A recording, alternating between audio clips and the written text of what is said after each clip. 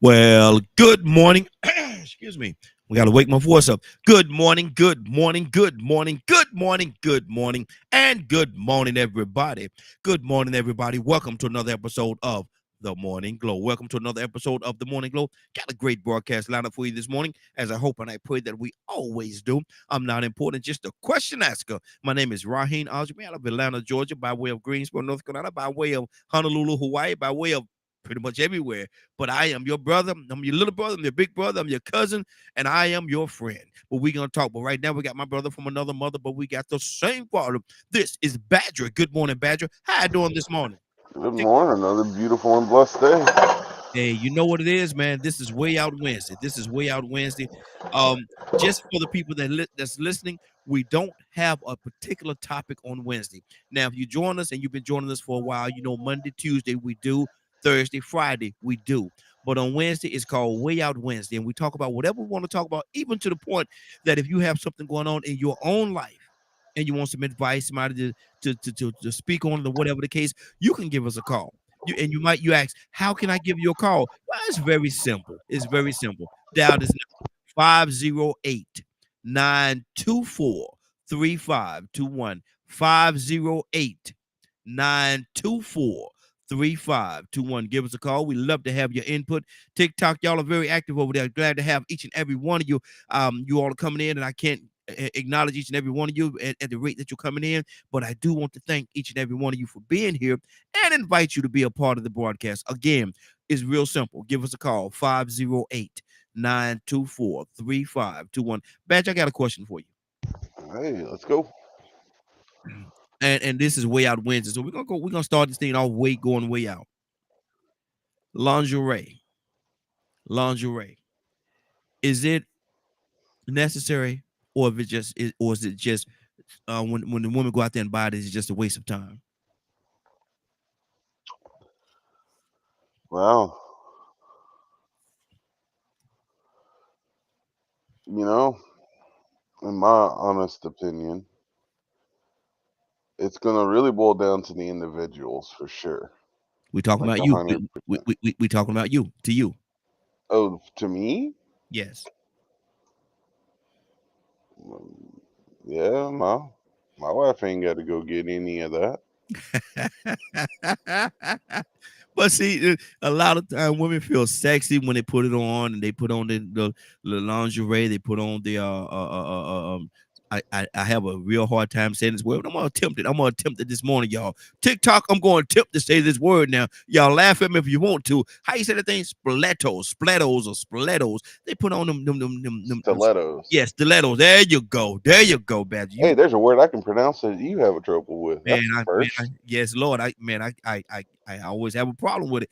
But they put on the lingerie, the nice little lingerie and everything, set the mood and put all little get the fragrances in the air, man. The candles or whatever they're gonna burn is in the air, man, and candles and all that stuff, man. They put on their lingerie and they're setting a mood. They're setting a mood. Badger, Yeah. is all that necessary? I mean, my wife ain't got to do all that. She knows that she's sexy in my eyes. Go ahead, Badger. Go ahead, Badger. So we don't. I mean, I've told her if you want to, you more than welcome. You don't need it for me. Look at here. You And got my attention, man. say, Like since you walk in the room, she got your attention. Come on, Badger. Say it. every time, she ain't got to be naked or anything. She can just be wearing a dress, wearing uh Now, Badger, pajamas and a loose leaf shirt, now, Badger, a loose shirt. did you just say naked? I said she ain't got to. I know what you use the word naked, man. I ain't heard that in a long time. She ain't gotta be naked. But see, and TikTok said high what's that? High heeled shoes, sir. High heeled shoes. Yeah, and they're high heel, but they like to use that little fancy word that I can't say. It sounds so much more sophisticated when they say how you say the thing? Stiletto. Yeah, stilettos. Yeah, when Yeah. they Most put of them the in time when I see women wearing high heels and all that kind of stuff, I'm like, I just look at them and go, "Don't roll your ankle." yeah, yeah, yeah. And I want to ask the question because we got a lot of ladies that's actually watching us this morning as well. And I want to ask the fellas too. I'm gonna throw this question out there: is that important? Is that important? Lingerie, the mood setters, the lingerie, the stilettos, the setting the atmosphere with the fragrance in the air and the music in the background, the nice music in the background, and all that, man. It's setting that tone for a nice, romantic, one-on-one grown folk evening. Is all that stuff necessary? Is all that necessary? Um, Ladies, how do you feel? How do you feel, ladies, when you're in that mood, when you're in that zone? Does it make the and we grown folk here? We grown folk here. Does it make the moment more sensitive to you, more appealing to you? Does it bring out certain things in you that if the mood is not right, it wouldn't be the same? Ladies, give us a call 508-924-3521. Now, ladies, you set this mood for your man. Or let me say your significant other. Let me say it that way. You set the mood or the tone for your significant other. You've gone through this. You've gone this distance. You've got your nice lingerie. The atmosphere is right. The mood is right. The smell, the scent, the arrogance in the room is right. The music is playing. You have your stilettos on. You're looking beautiful. You have your lingerie, and then your significant other walk into that that moment. Walk into that moment. I'm not gonna say that room. I'm gonna say that moment.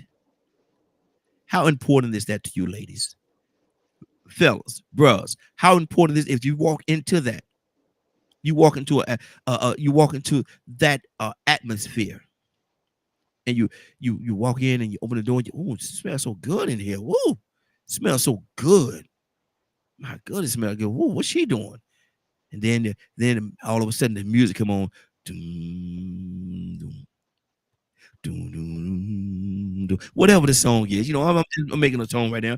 Whatever that song is, and you turn the corner, and there she is, beautiful. What does that do? Does that set a tone for you? Does that make it? Does that make that moment any better? We got a caller from the restricted area. I'm kind of leery when they called in restricted. I normally don't acknowledge them, but I'm gonna do it. I'm gonna take a chance. It's way out Wednesday. Caller, what's your name? Where you calling from? Caller, what's your name? Where you calling from? Good morning. Good morning, Raheem. Hey, good. This is Cookie. Hey, Hey. Cookie, how you doing this morning? Cookie, your volume is very low. I could almost can't. I almost can't hear you. Oh, I'm sorry. Is this better? Yes, that's much better. Cookie, I'm asking a question this morning. Hey, good morning. Good to have you. Good to have you with us. Cookie, I'm asking a question about grown folk conversation this morning, and we're talking about mood settings. So lingerie. We're talking about lingerie, and you set the mood for your significant other. You set the mood.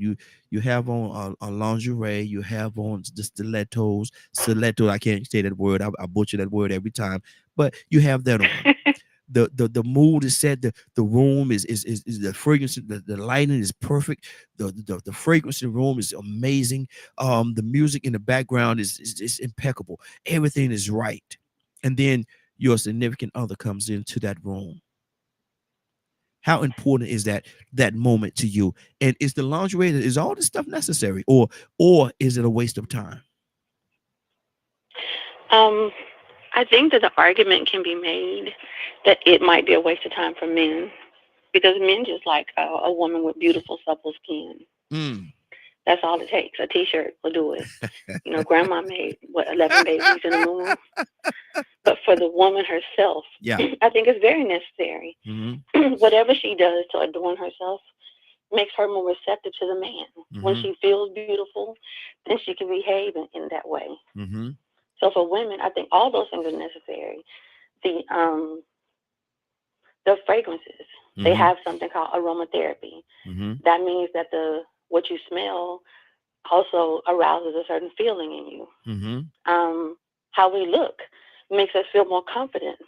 It makes us feel more sexy, Mm-hmm. so you can behave in a more sexy way. Mm-hmm. So from my perspective as a woman, those things are very necessary. Okay. That's good. That's good. Toussaint, coming to you, brother. What are you saying? Good morning. How you doing this morning? I mean, he's got the Spider-Man suit. Remember? Oh, Ah, shut up, Badger.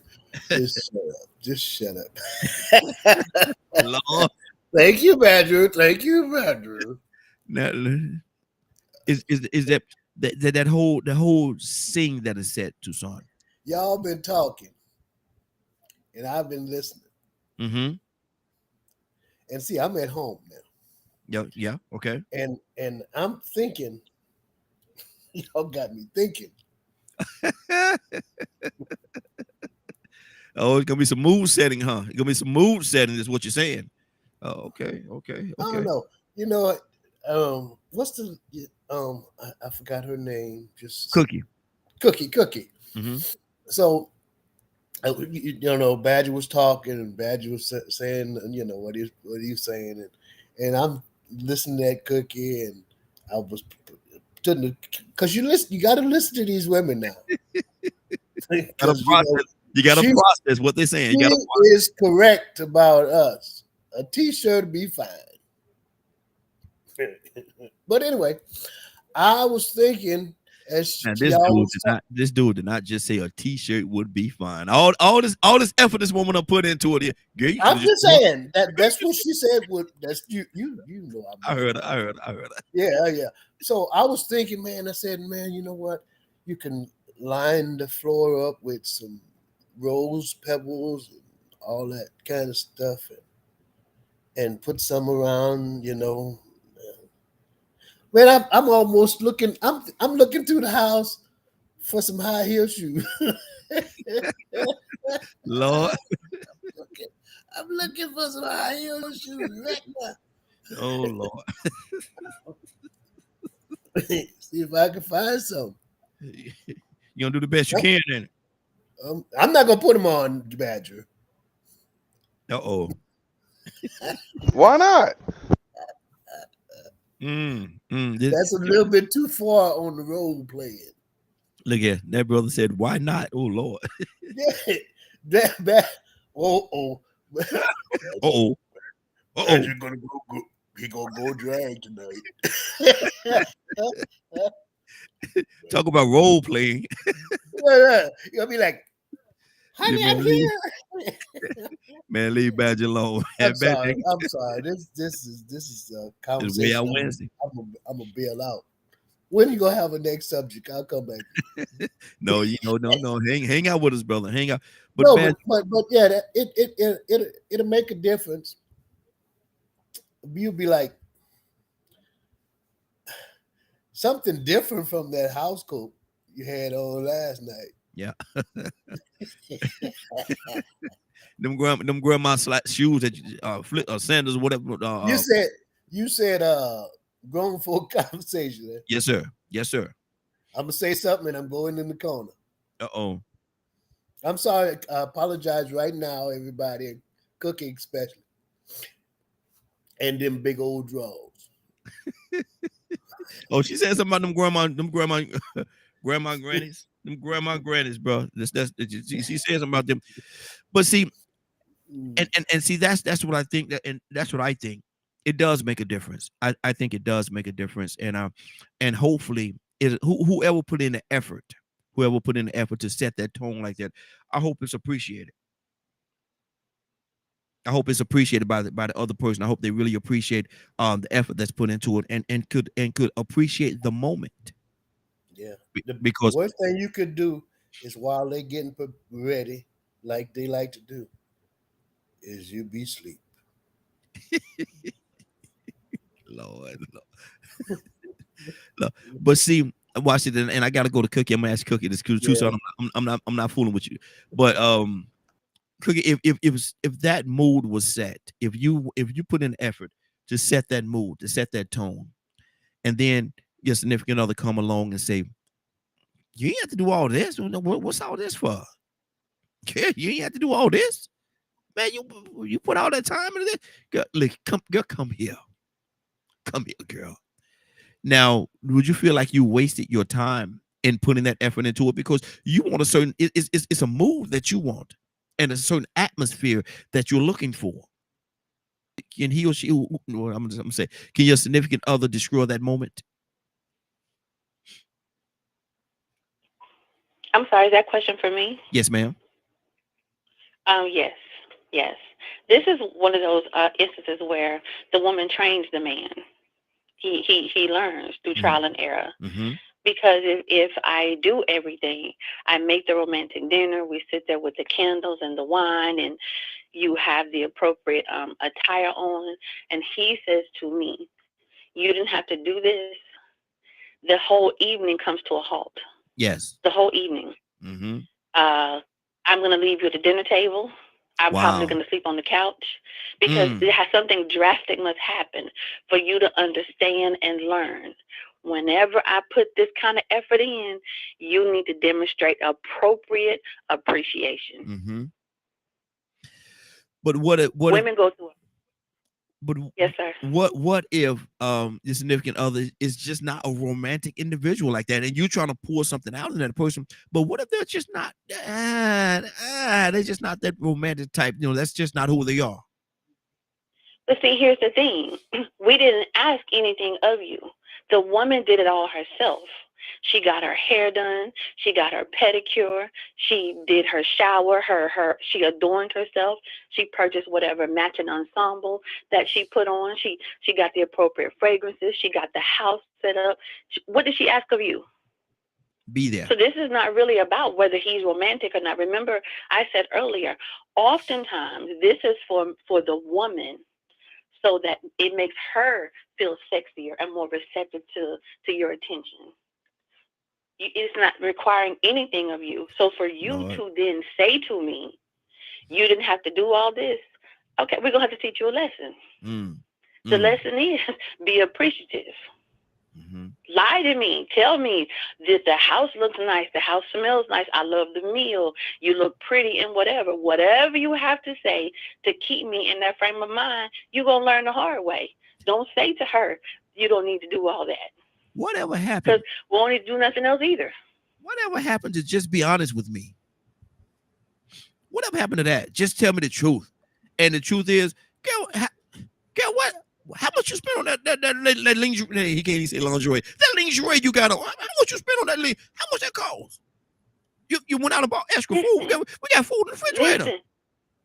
See now your age and your status is showing. You're talking like somebody who been married for a very long time.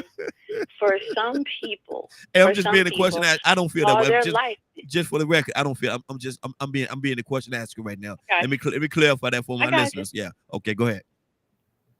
For some people, all of their life, these things are important to them. It is their love language for self. Mm-hmm. Because I care for you. I'm with you. I'm married to you. So I want to present for you sometimes the best version of myself. Mm-hmm. And in every marriage, we always omit things in the spirit of keeping peace, in the spirit of making the other person happy. Mm-hmm. In this instance, let's tell a lie. Mm. Don't even say it. Keep it to yourself. Enjoy what has been prepared for you. Mm. Okay. That's one of the sacrifices that is necessary in a relationship. Okay. I trust me. You're the one who's going to benefit. Mm-hmm. Oh yeah. Benefit. Yeah. Oh yes, Lord. But Badger, we always told and woman, just be honest with me. Just tell me tell me how you feel. Now, if you feel like you don't waste your time all this stuff, girl, what is that? Why you do all this? Look at that. Get all them candles all on there. Who gonna clean them? Who gonna pick them? All them flowers and stuff on the floor. Who gonna pick all that stuff up? You got all these candles burning. Girl, you about to burn the house down. What wrong? You gonna be on the sofa. Yeah, you'll be in the back. You'll be on the back porch. You might not even make it in the house, bro. But Badger, what if this person is not just not? Because you said, Badger, she ain't got to do none of that. You said she ain't got to do none of that. None of that stuff is necessary. But if she want to do that, how do you receive it, or how would you receive it? That I'm failing in a relationship. Huh? Oh, go ahead. Because to me, if I haven't learned her love language and been communicating with her and all that kind of stuff of how beautiful and attractive and sexy that she is to me, Mm-hmm. where that's not even necessary, then I failed. Mm. Oh, Mm-hmm. Okay. So you said, and I like where you're going with it. You saying that you have not presented yourself adequately to her to make her feel sexy, so she don't feel as though she have to do that. But what if she's not doing it for you? What if she's doing it for her? I mean, I haven't been in that situation, so that's really hard for me to think about because mm, it's, I get, hmm, mm, like she, mm. I mean, I guess when she like wants to go out and stuff, she wants to look good, Mm-hmm. Yeah. No, this is a but this is something that y'all are doing in the house. Y'all ain't going nowhere. You know, she don't want you to go nowhere. And after you see her, hopefully you don't want to go nowhere. You want to be right there with her. hmm, Yeah, yeah. And, going somewhere is the last thing on your mind, and hopefully going somewhere else is the last thing on your mind. And then, well, you going somewhere, but y'all going together. Now, I mean, grown folk talk there. asking my own experience, it ain't that kind of thing. I mean, if she wanted to, she's more than welcome. Mm-hmm. Mm-hmm. But I guess she doesn't worry about that because there ain't no issue in that area. Never Okay. has been. Okay. Oh, all right, pimp daddy. It ain't a pimp thing. I could care less about any other women and all that junk. Yeah, I understand. Tucson, talk to me, Tucson. This is an interesting conversation here Mhm. because Badger said, and I'm listening. I listen. I'm joking clown. I like to joke and clown. Mhm. But this is an interesting conversation because he says, I feel like I fail. Yeah, that's good. That's interesting to me. Mhm. Now, here's what I'm getting at all of this. If she does, and we know our wives are good with no makeup, that I almost said it all. Just plain Jane. If she was plain Jane, Yeah. but I don't do plain Janes. Mhm. She was she when I met her, she was made up. Mhm. If you know what I mean. Yeah. Yeah. So here's the deal. If she does go through all that effort, the worst thing I could do is slap her in the face. Yeah. Yeah. Yeah. You hear You what been- I'm saying? Yeah, I know exactly what you're saying. And it's Because- almost like you're being disrespectful. Oh, that's disrespectful. That Mhm. is disrespectful. Of course, she's good without it. Mhm. That's fine. But if I'm gonna say something sarcastic, of Mhm. course, she has her teeth in, and I'm no, she don't have dentures. Yeah. Wife does not have dentures. Yeah. Okay, I got you. But if she did, Mhm. let's talk 10, 15, 20 years from now, maybe. I don't know. I hope I'm still living. Girl, you got your good teeth in today too, huh? Ooh, look. Go ahead, Tucson. Go ahead. Or Badger, she takes her teeth out.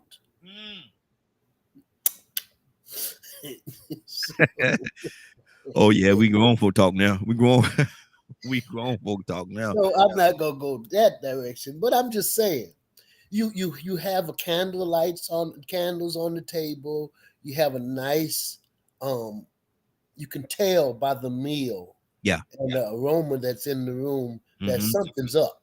Yeah. And see the thing about it, she's put a lot of effort into it. That's the thing I'm talking about. She's put that effort Yeah. into it to make it special. Oh yeah, Mm-hmm. and you ain't better now. The worst thing you can do is say you got a headache or you've been working all Mhm. day and you tired. Girl, I ain't got You time better- for that. We'll do it again. Do it tomorrow. I'm tired today. I ain't got time for all this here tonight. I'm Now going here's, to bed. here's something that I did hear Cookie Uh-oh. say Uh-oh. that kind of struck me to the left a little bit. Mm-hmm. he gonna learn today. Oh, he gonna learn today. And she meant that. Or She meant that too. something to the effect that Full he's screen. missing out.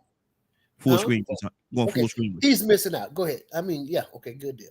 So he's missing out. But here's the kicker about that.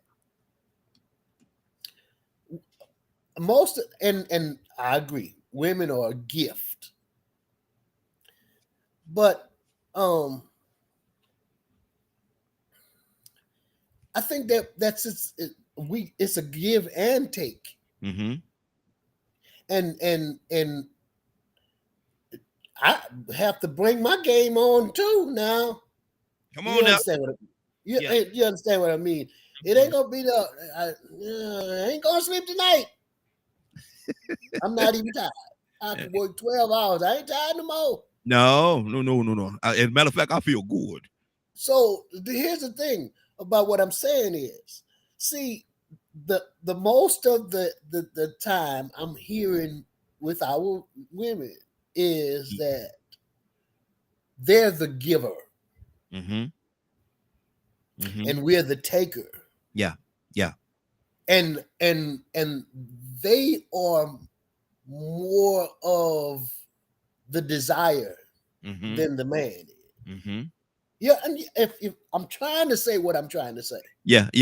You're tiptoeing though. And like I say, this is going for talk. You What I'm tiptoeing. saying is Mhm. say, well, you just gonna do without. Well, no, you gonna do without. We gonna do without tonight. Go just No, like what I'm saying is just like that we ain't. you know, it's not like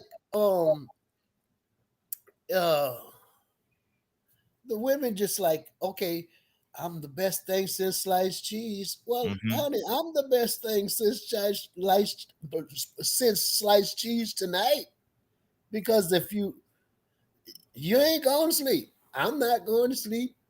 You know what I'm saying right here. Well, if you're doing a good job at it. If you're the best thing since sliced cheese, baby, I'm that hamburger. You can't have no cheeseburger without both of us. We go together. That's what I'm talking about. I And know then it, man. look, Badger, and then Badger. You know what I'm gonna come back in? What's that? Spider-Man. Good Lord. Look, 508. I'm gonna read some of the comments that's going on TikTok. You know, they I think they're loving this conversation almost as much as we are, and I appreciate that. Right, it's a relationship, not a competition. I'm trying. What's that? Feline said it's a relationship. Right, it's a relationship, not a competition. And a person said it don't take. Oh Lord, it don't take all of that for real men. Just bring yourself. Now, and there's a couple more comments. I'm gonna read them as well. But right now, I want to go to Cookie. And Cookie, this person said, it don't take all of that. Just for a real man, just bring yourself. Just come here.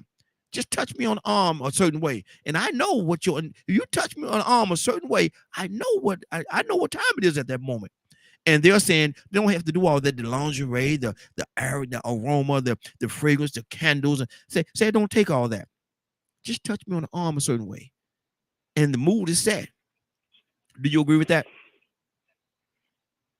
Listen, when I was a kid, my daddy had a Grand Prix, and it had a big engine. And so whenever he would go somewhere during the winter, he would go outside and crank the car up and come back in the house. And I would ask him, "Why do you always do that?"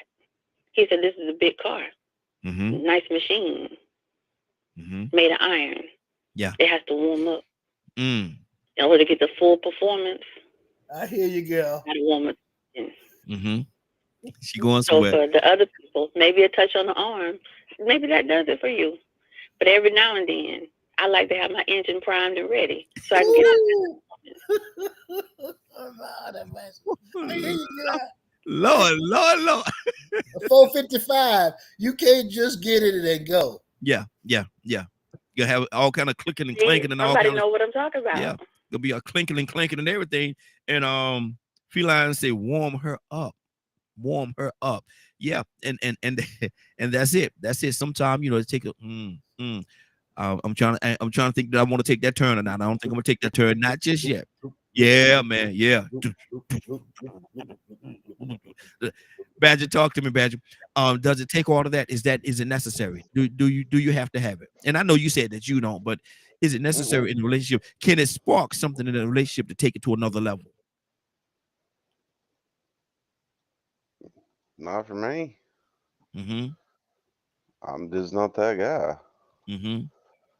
I mean, How would you view it, Badge, if you walked in and it's one evening you've been out, doing whatever you're doing and everything, you come home and the kids are gone, and there's a certain, you open the door and there's a certain fragrance in there, and you're like, man, hold on, whoa, oh, that does smell good, and you walk into this existence.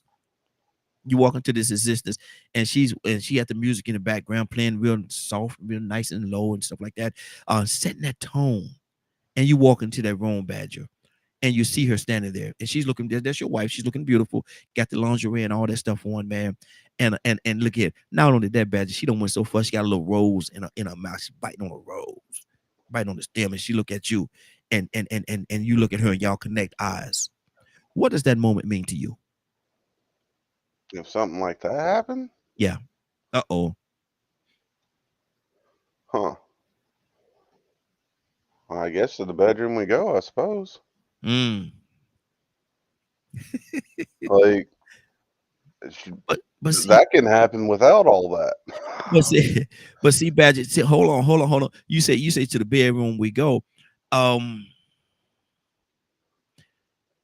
There have to be, I think, and I could be totally wrong because TikTok said I don't need all of that. I just got to know what I'm working with is what they said. But listen, my thing is, if you're going to go, if that, I think you missed a lot of steps there. If y'all go straight to the bedroom, I think you've missed a lot of steps. I think you've missed a whole lot of steps because there's a whole lot of things that should happen in between that. The time you walk into the time you now that's the end goal, quote unquote, the end goal, maybe to make it to the bedroom and y'all have a grown folk moment together. But I think there should be other steps that needs to be taken before you get to the final goal. I don't think you should just go. It's like if you're playing watch this. You're playing a game of football. You down on the 1 yard line. Now you could get out there, have your quarterback out there and throw the ball up in the air and have somebody run out there and catch it and run a touchdown. You're gonna score the same points. But if you have the running play and you strategically make your way down that field until you get to the touchdown, until you score that touchdown, I think that would mean a little more. But that's just me talking. I'm silly like that. There's a really awesome book that exists called Mhm. Karma Sutra. Mm-hmm. Can teach a lot of things, and see these especially conversations like that. Learning about love languages, learning about Karma Sutra, learning what to say and things like that. Mm-hmm. Every day is kind of like doing that kind of stuff. Yeah. But without all that fancy stuff. Yeah, but I don't want you to miss or ignore. I was gonna say something else, or ignore the fact that she put in all this effort to make this a special moment for you two. And I don't want that to be missed in what we're talking about, because if she went to this level, if she did all this stuff, she put time, effort, thought, and consideration. She put a lot of things into this to make it a special evening for you. And for you to just say, "Oh, baby, this is beautiful. Let's go to the room." Oh, yeah.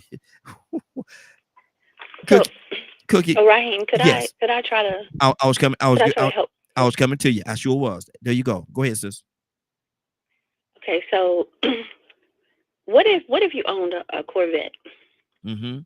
A Corvette is a powerful car. Yes. When people talk about the power that it has and the performance of the Corvette.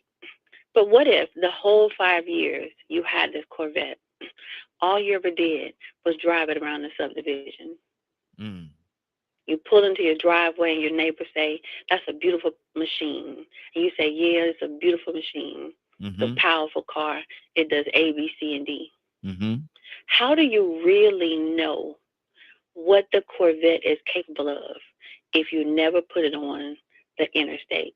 Mm. How can you ever really feel the power up under the hood? How can you ever really know the smooth way that it handles, how it can hug a turn at 60 miles an hour, if all you ever do is drive it in the subdivision? Mm-hmm. So you haven't allowed the Corvette to reach the fullness of its potential. Mm-hmm. You didn't let that Corvette be a Corvette. Say it. Tucson, talk to me. Tucson, you over there smiling, man. I'm wondering about you. I'm grinning because you know what? When she first came on, I thought she was about 20, 25, Mm-hmm. 30, something like that. I'm still, that's not my business. Never ask a woman her age. Yeah. But she either has been around a wise woman or wisdom somewhere.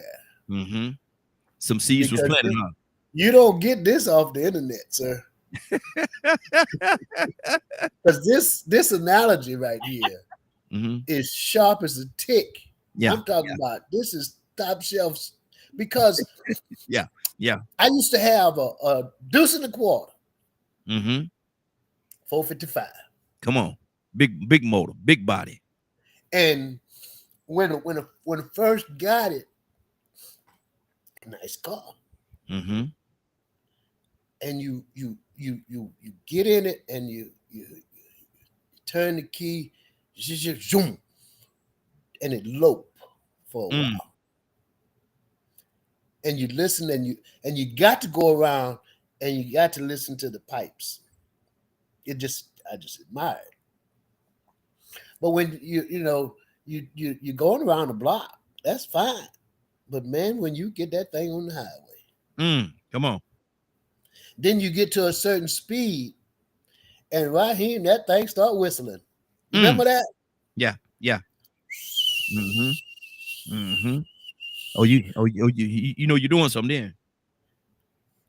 So when you're talking about relationships, you wonder if you want. I think we fail when we don't take our relationships to its full potential. Mm-hmm. I think that's what she's saying. Yeah.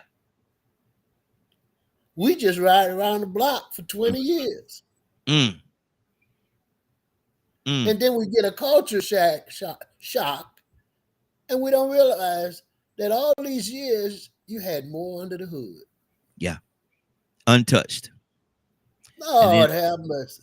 And then somebody else come along and buy that very car and appreciate all that car has to offer. I'm going to change my buck plugs. 508-924-3521. 508-924-3521. Get ready to go to Curtis. We got Curtis with us, but I'm gonna read some more of what's going on TikTok. Dr.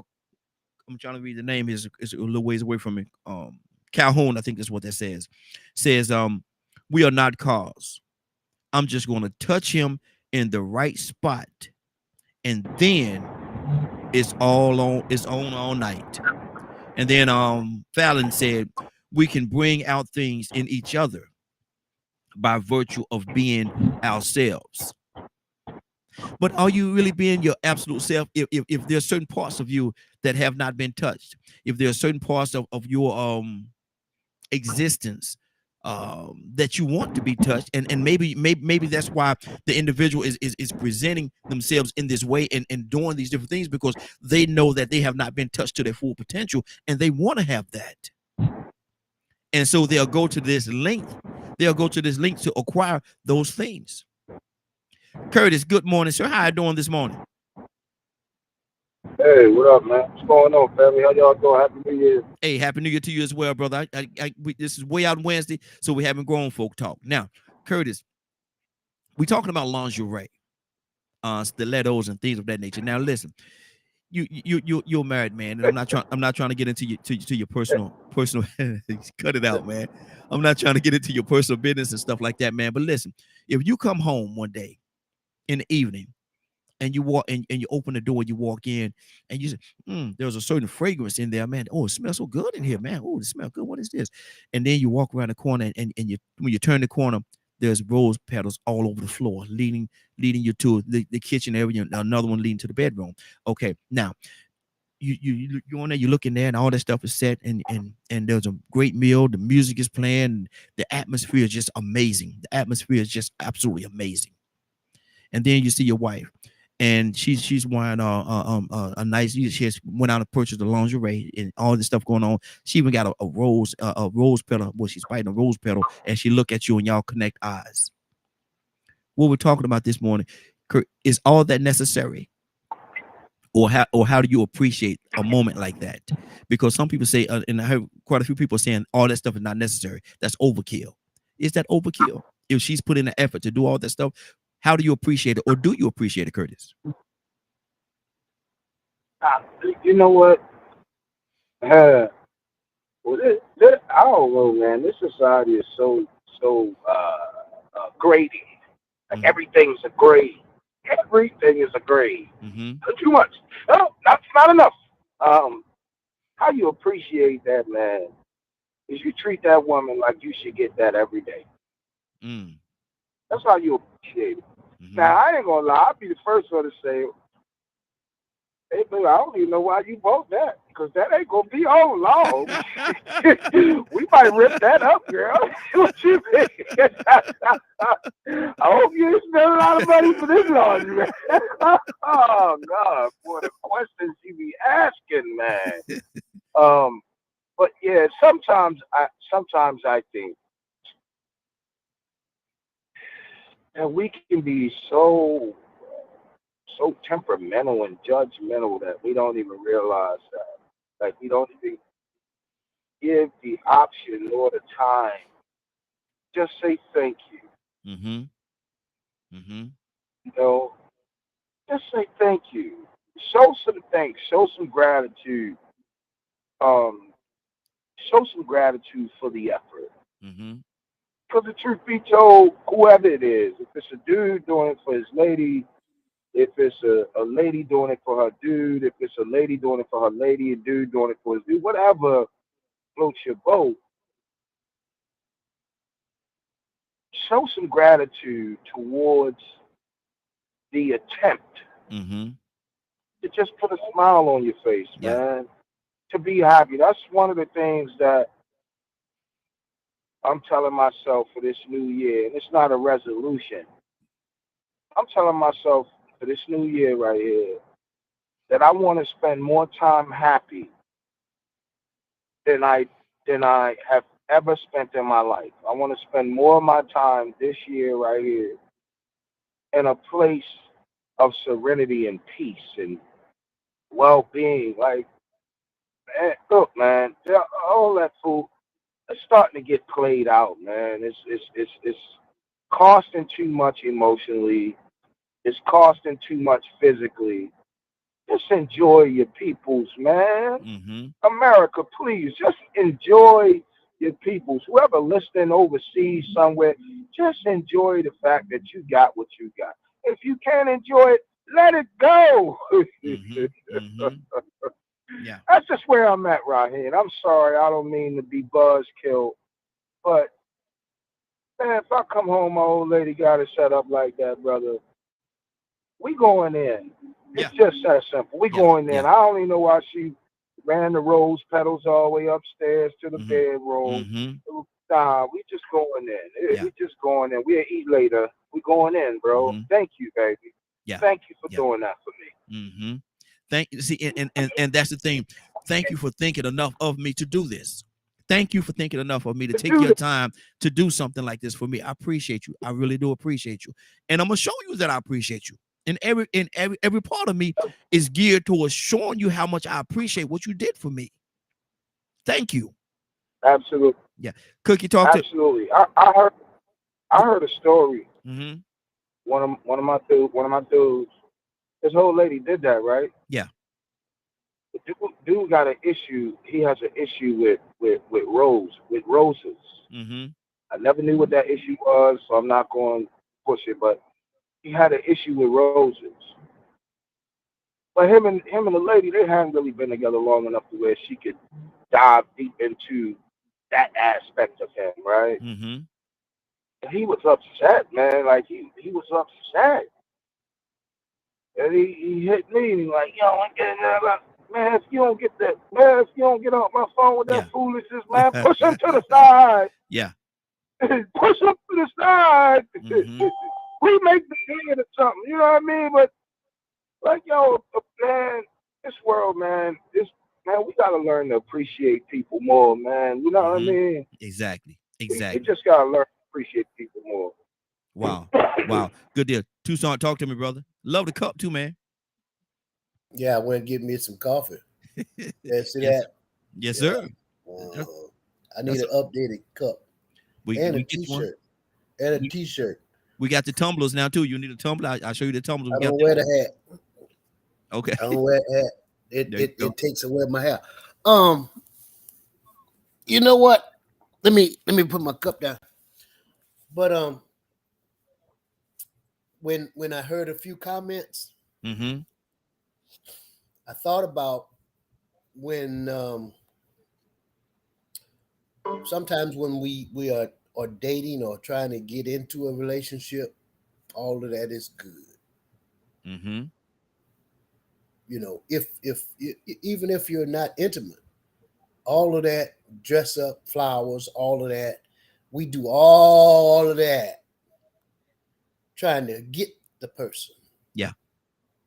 We got our game on all the time. Every time we meet, every date, every time we go to the movies, boy, you got your shoes on, you got this, you got, you know, you do the barbershop and all that kind of stuff, and you fix yourself up, get stuff, other kind of, and then when you get them, your game is gone. Mm-hmm. Yeah. So when we was talking about, and I don't mean no harm, but I'm just responding to the response. We are not cars. We already know that. Mm-hmm. But here's the thing: we're making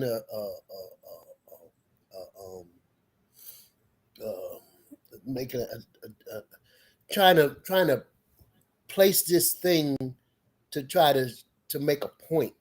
Yes. Drawing a picture. Thank you. We're drawing a picture. Mm-hmm. But see, we value material things like that. But when it comes to people, we don't do that, especially when the people that we try to get, we get them, and then the dating and the communicating and the courting and the romance ceases. Mm-hmm. Time you get that ring on their finger. Wow. If that's what you're doing. Yeah. Because some people stay in relationships of 10, 15 years and they don't never marry. Mm-hmm. They get the cow for free.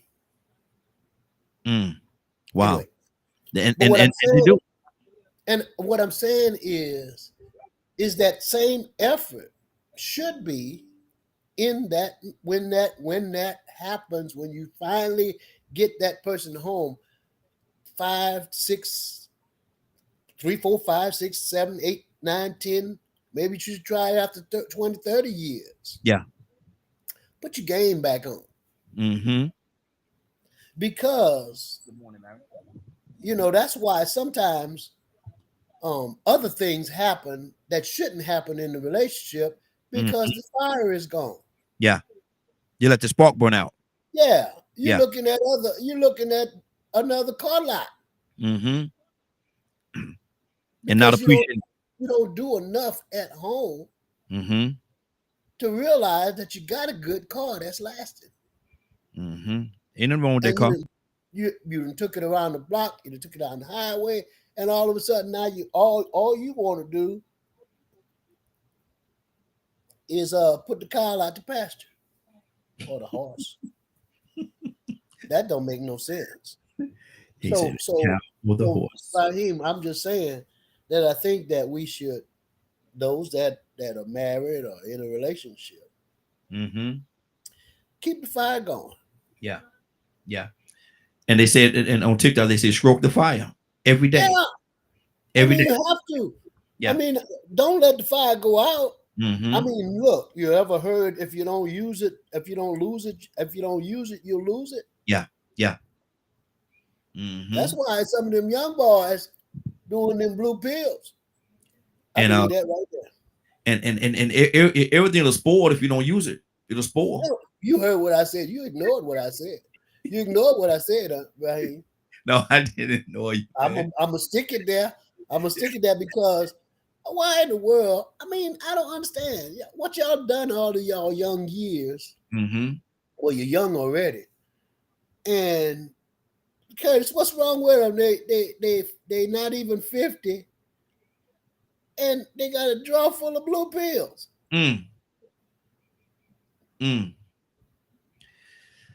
That's a whole different conversation there, Tucson. That's a whole No, it's the same conversation, right?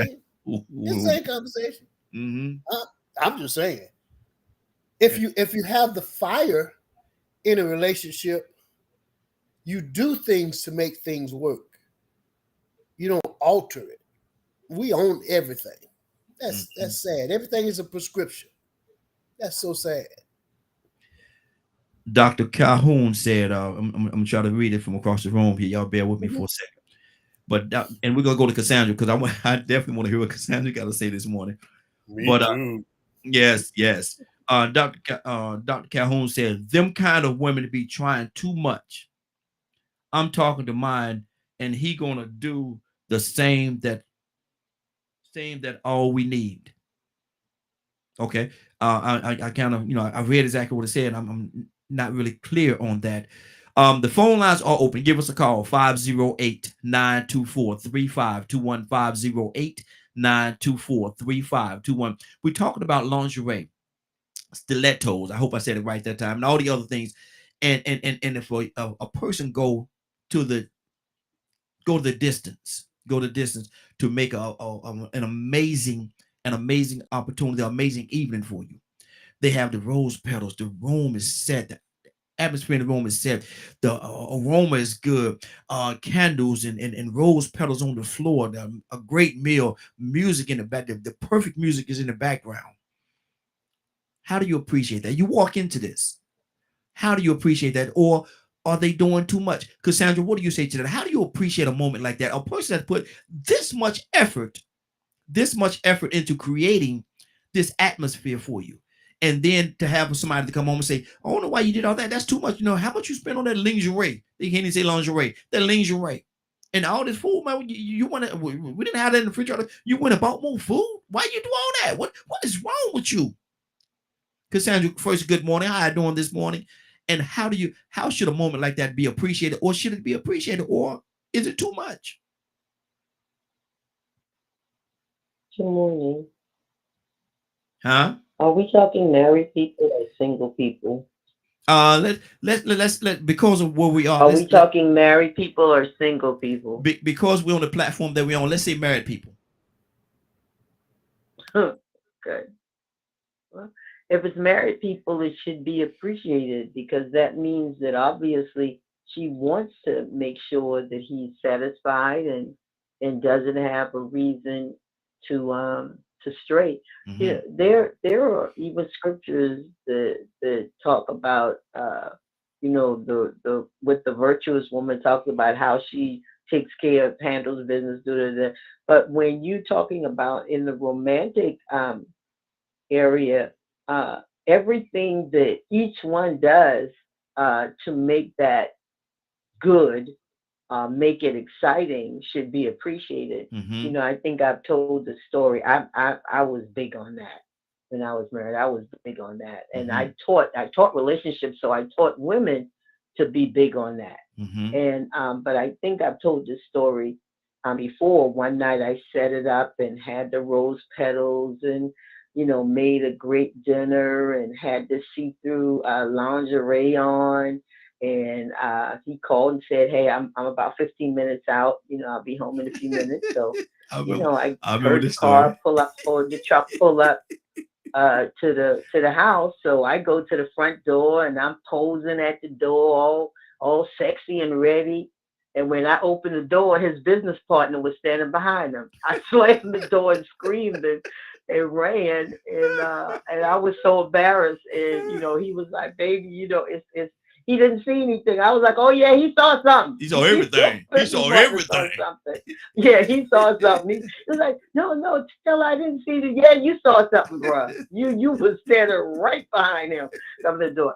But it's things like that I think that women need to do to and men. It shouldn't even be just Yes, one-sided. exactly. They Exactly. should know how to do romantic stuff. And my ex-husband, the one thing I could tell you that I loved about him, he was very spontaneous. Mm-hmm. And he tried to keep things alive, because I remember he would like call me at school, and say, "Hey, meet me at the airport, as go home, get a bag, meet me at the airport at 7 or something, Mm-hmm. and we'd fly out somewhere for the weekend." I mean, just that type of stuff, just Yeah. keeping it alive, whatever Mm-hmm. you can do to keep it alive, I think. And I don't think it's too much. I think when someone loves and wants to make sure that the other person is happy, there's nothing wrong with that. Well, Yeah. what is too much when you Mm-hmm. showing your person that you love them? Mm-hmm. You showing your man or your woman that you love them. But Cassandra, I don't think it's ever too much. what do you do in a situation like that? And we're gonna go to Cookie after you. But what do you do in a situation like that? Whereas one person is super romantic and the other one just they just not. They just not. They look at it as a waste of time. You shouldn't do all that. You're doing too much. You're doing too much, and all you have to do is just let me know. If you want me to tell you a certain thing, just let me know. Just tell me. Hey, we ain't got to go through all this stuff. Who gonna clean this house up after all this stuff is over? And they're just not. And I'm asking as a question, asking because I love the romance. I love that part and that stuff. I love that. But Yeah, I as the love romance. as the question asker, but as the question Yeah. asker, Cassandra, what do you do when one person is super romantic and the other person is not? Well, you can't really do anything about it. You can only present, and then they either accept or reject. Now because you can't make a grown person, be romantic. Mm-hmm. You can do what you can to help them along, but if a person just does not want that, it's nothing you can do, Yeah. because it has to be their free will to wanna. He doesn't have to match me, Mm-hmm. but I'm hoping that he loves me enough that he wants to know what makes me happy as well. Does that make sense? Yeah. We when you're in a loving relationship, each person should be trying to constantly learn what are triggers in the Mm-hmm. negative, and what are things that make that person happy, because it's all about us pleasing each other, Mm-hmm. making sure that each other are good in the Mm-hmm. relationship. So I don't, you can't make a person, because if they ain't romantic, they just ain't romantic. Yeah. But you can sort of try to help them along. Mm-hmm. But it's up to them whether it's something that they desire or not. That's even when I teach relationships, that's what I think. You can't make nobody. Yeah. No. Exactly. You can help them along, but you can't Mm-hmm. make them. Mm-hmm. Exactly. How they say you can lead a horse to water, but you can't make him drink. You gotta if you That's it. Can't yeah, make them drink. can't make him drink. And let me go to Cookie. Cookie, I'm gonna ask you this question. If in a situation like that, one person is super romantic and love that. They live for stuff like this, but the other person is not. I had a conversation with somebody, a young lady actually, quite a few years ago, and she was in something like this. And she said that she just she was a giver, love, and loved the idea of love, and she was a giver in that way. But she said the person that she was dealing with just wasn't the same. Just didn't it didn't match up. It didn't line up. And I asked her a question. I say, is he love? Is he giving you all that he have though? And then she said, and she said, yeah, I think he's giving me all, but it's not enough. It's not enough. So if a person is giving you all that they have, and if it doesn't line up or match what you want or what you're used to, is that cause to maybe go in a different direction? Or how do you handle that? Now they give you all they got. They don't have any more to give you, but it's still not enough. How do you deal with that? I think that first you have to be honest with yourself.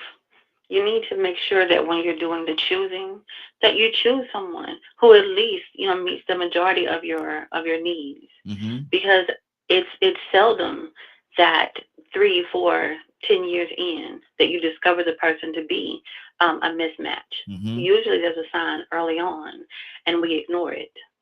I would say though that love covers a multitude of sin, but Mm-hmm. love also covers a multitude of deficiency. Mm-hmm. If you are Wow. with someone who is kind, who is tender, who is attentive, who is a provider, who is a gentleman, a nice person, and this is the only problem you have, I would find a way to make do because Mm. life could certainly be worse. But I would also say, conversely, on the other side, for the Is for is the that gentleman, is that compromise? Is that oh, you speaking compromise? Is that you compromising a piece or part of yourself that you feel as though you need just because of the fact that you have this person that's a good person, but they just don't match up. So is that a compromise?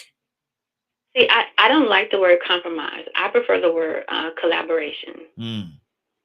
I believe that you make whatever adjustment is necessary if this is the relationship that you want. So let me give you a different example. The same two people, who one didn't seem to be, into the romantic element. You have to find something that he likes. For example, let's say people who generally like football and the Dallas Cowboys, Mm. usually Cowboy fans are fanatics. Yeah. Most of them. There's Nuts. no there's no lukewarm with Cowboy fans. Mm-hmm. So what I would do is take the things that he likes. I would buy myself a Cowboys jersey, put that jersey on with some nice lotion. I buy myself a football, and when his game is over, instead of the lingerie, here we are, me in my high heels and in a jersey. Make it appealing to him in the way that he likes. If I got to change the comforter to a Dallas Cowboy comforter, I could do that as well. Mm. It's about we have to learn to be accommodating. I mean, I am a lover of basketball, Mm-hmm. and I have always loved basketball. That is a way for you to bond with, with men in general. But when I got married, he liked football.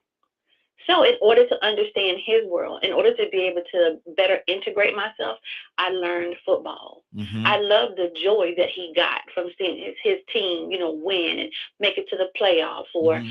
all of that goodness. And I began to like it as well. That it's collaboration. You have to find ways to infuse yourself into his life the same way he does into yours. And as women, oftentimes we try harder because men are sometimes people of fewer words.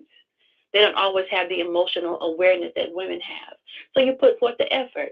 I've never seen a case. Let me give you a different example. So we're talking about lingerie or whatever. But let's take a different example. Let's say that each of you gentlemen, you have had a hard week. You came home Monday, you complained about some stress you had at work.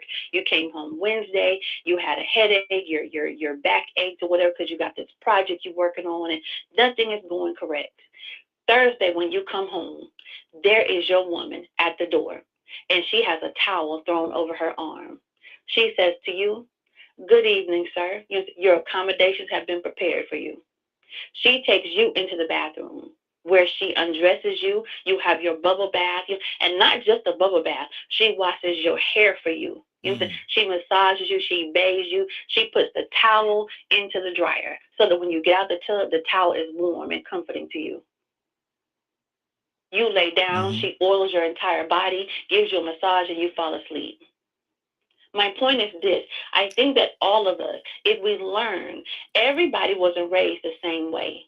But usually when you show people kindness, Mm-hmm. attention, and tenderness, Mm-hmm. oftentimes you help them become comfortable with it.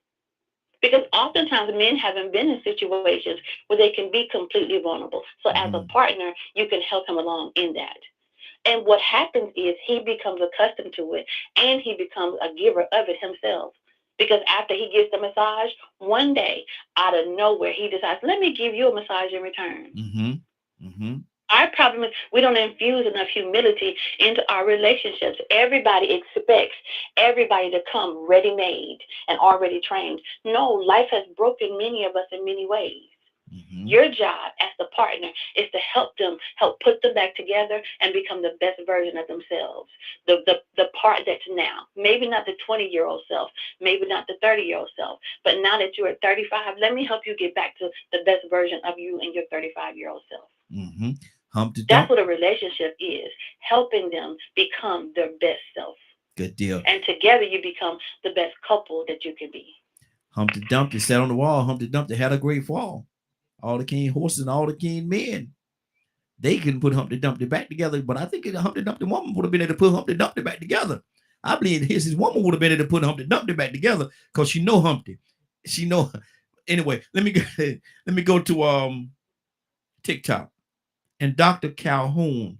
Dr. Calhoun is very interesting. If you're available, give us a call 508-924-3521. But Dr. Calhoun said this. Okay, all you need to do is know how to cook breakfast, lunch, and dinner. Everything else is in place. Dr. Calhoun said, all you need to, he said, I'm a lover of cooking, and the man is hungry and his own. Okay. 508-924-3521. 508-924-3521. Badger, talk to me. Kurt, come to you next, brother. Well, it's starting to seem like it just depends on the relationship. And there should be enough communication to know if that's something for your spouse or not. A lot of time, communication is the part that's missing in a relationship, though, Badger. A lot of times. I know. I hear about that all the time. Mm-hmm. That just really isn't an issue with ours, with mine. So, because I learned how important that was very early, and just constantly work on it every day.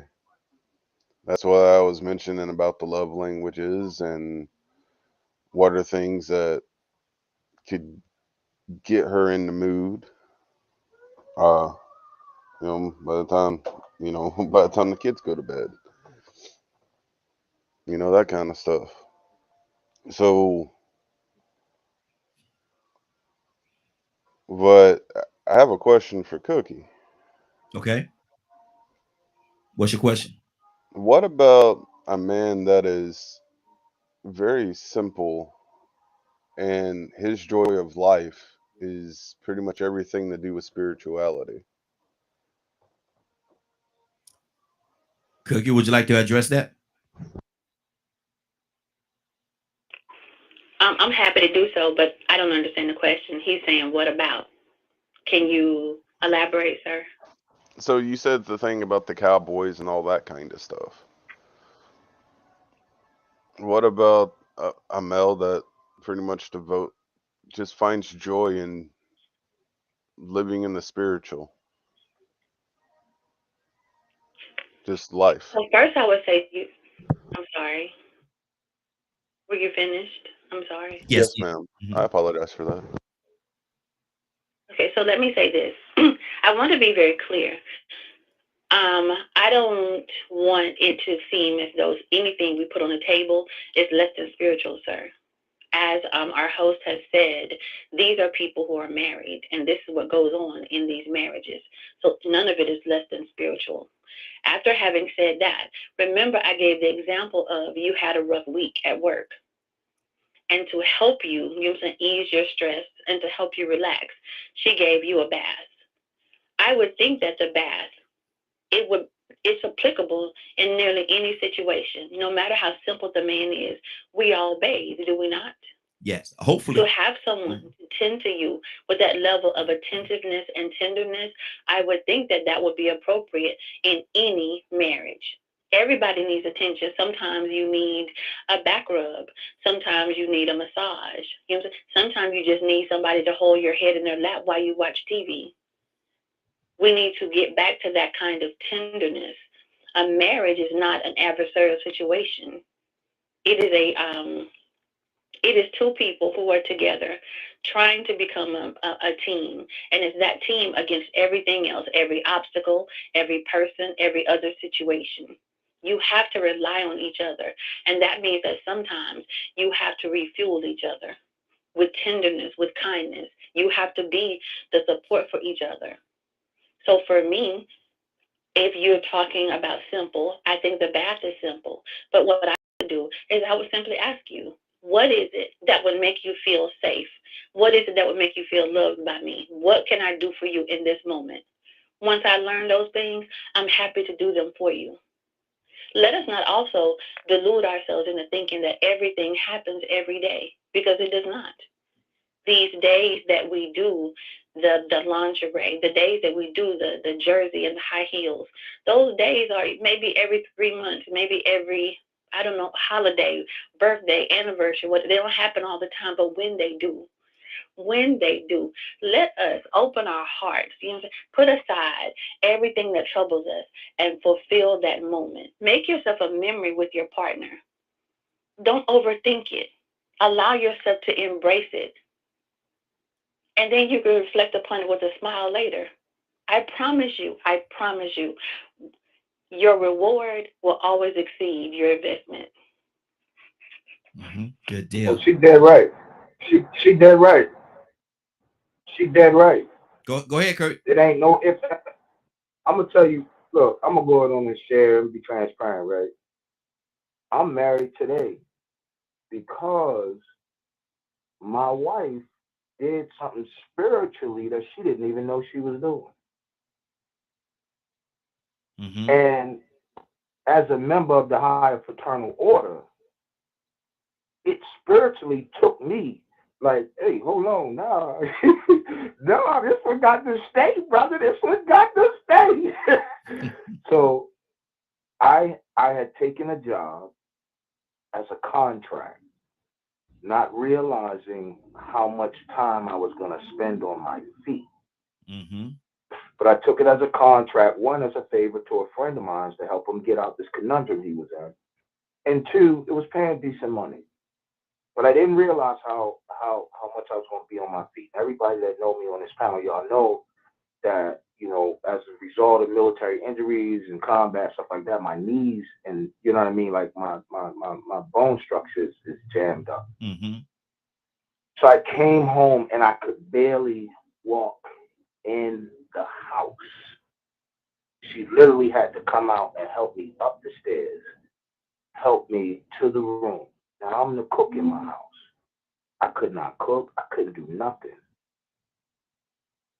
So the night proceeded on. I ain't gonna go in between, but the night proceeded on, and you know, she washed me up because I couldn't even get in the tub.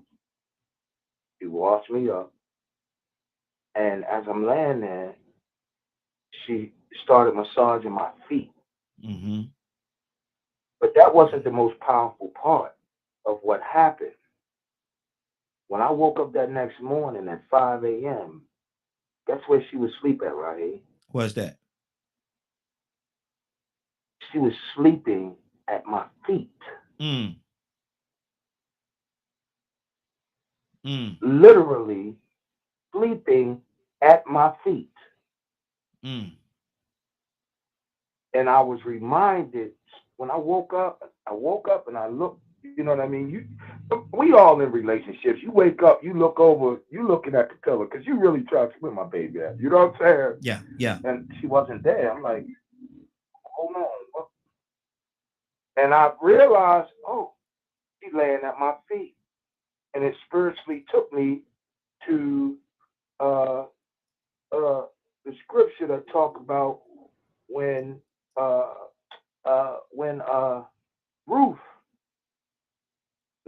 Naomi, one of them, y'all, I'm a little flustered now, laid at Boaz's feet, washed his feet and laid at his feet. It physically took me to the scripture of when the disciples came in the room and Jesus made them take their sandals off and washed all of their feet. I literally went there and it literally let me know, okay, hold on, brother. Irregardless to how you may feel at any given time when y'all have disagreements, arguments, whatever the case may be, you got a different type of woman right here. Yeah. She didn't even realize the spiritual implications of what she had did until that weekend came and I explained it because I had to then I had to do something nice in return because I had to pay that forward. Not only that, I had to acknowledge, no, like what you did, you don't even realize what you did. Mm-hmm. And she didn't. She in her culture, I guess that's just something that they would do. Mm-hmm. But when I explained it, she was like, wow, she started crying. She was like, well, hey, I just saw that you was having a hard time.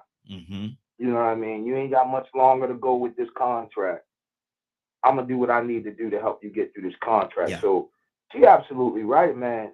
That when it comes down to the spiritual, it's not a matter of her standing there holding a scripture past, you know what I mean? Mm-hmm. I mean, God said no. It's certain things that she can do that will remind you that, you know what, my baby is spiritually solid. And she has just brought me closer to the spirit for which I want to exist. Mm-hmm. That's good. That's good. Cassandra, speak on that.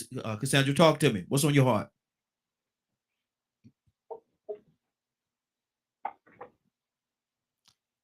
Cassandra? Did you say me? Yes. Yes. What's on your heart? What's on your heart, sis? Talk to me. I mean, I love what everyone is saying. I think we have the blueprint. The young lady gave a great scenario of what we should do and what works. So I think the blueprint has been laid. It's just if that person will come on board. That's really what it is. Mm-hmm. You have to have people that are willing to receive what you have to give, and some people aren't. Let's just be honest. Mm-hmm. As a counselor, I think I've said this a few times in the last few months. I have right now 4 women that I'm counseling that their husbands won't make love to them, period. ... Wow. And 2 of them will give no explanation. And it's been months, and one it's been over a year. Mm-mm. And these women love God and they love their mates, but you have to make some decisions. You have to tell me something, because having sex, making love, Mm-hmm. is a spiritual act between 2 people. So, I mean, married people. Yeah. It's a spiritual thing. So, I don't know, it has to be 2 people willing, because you can't abstain from me. One of the things that are an important part of your marriage. If you're sick, let's go to the doctor. If it's mental, let's go to a counselor. Whatever the problem is, we need to talk about it and try to figure it out.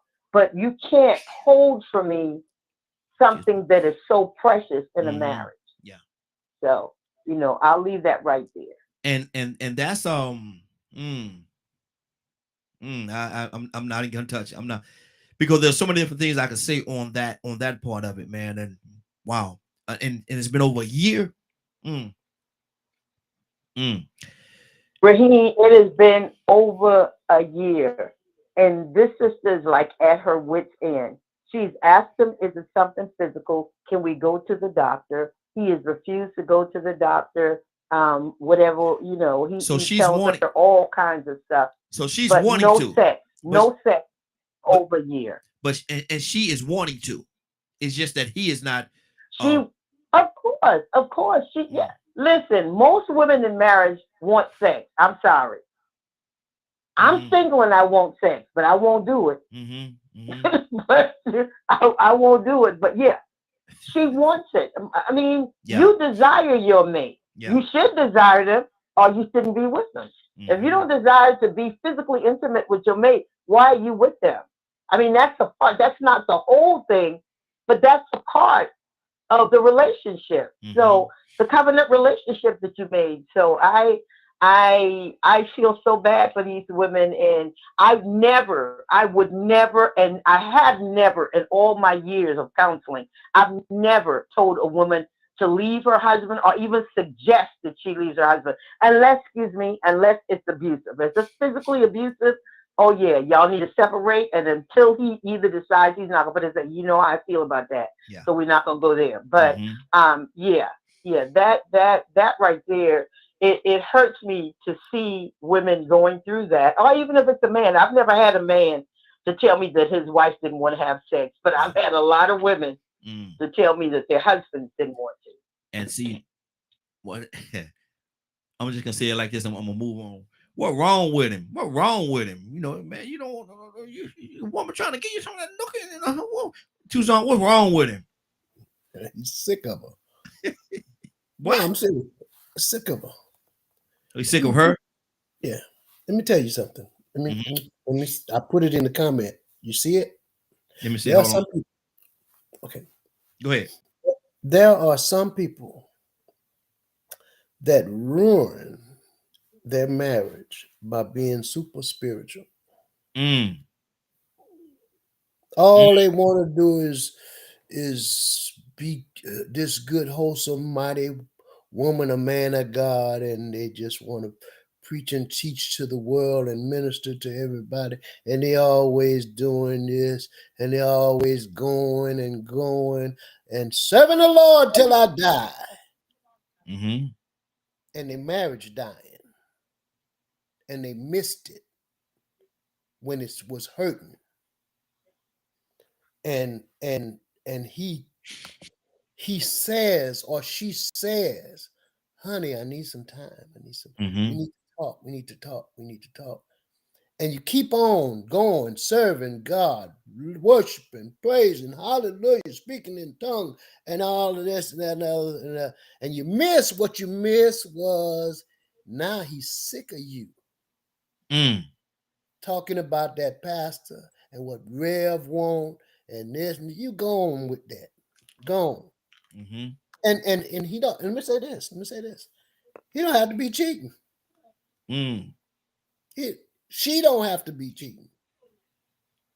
Wow. He might not want you or nobody else because you missed it. You missed it. I mean, there's a world full of people like that. I'm sorry. You wonder why there are so many people that they love God, but they can't get nobody because you spend so much time being spiritual in this physical world. Wow. I might be totally wrong. But there are some good people. I almost said men and women that they had a fiery relationship, and all of a sudden their mate came back saved, sanctified, and filled with the Holy Ghost, and they ain't intimate no more. Cut it off.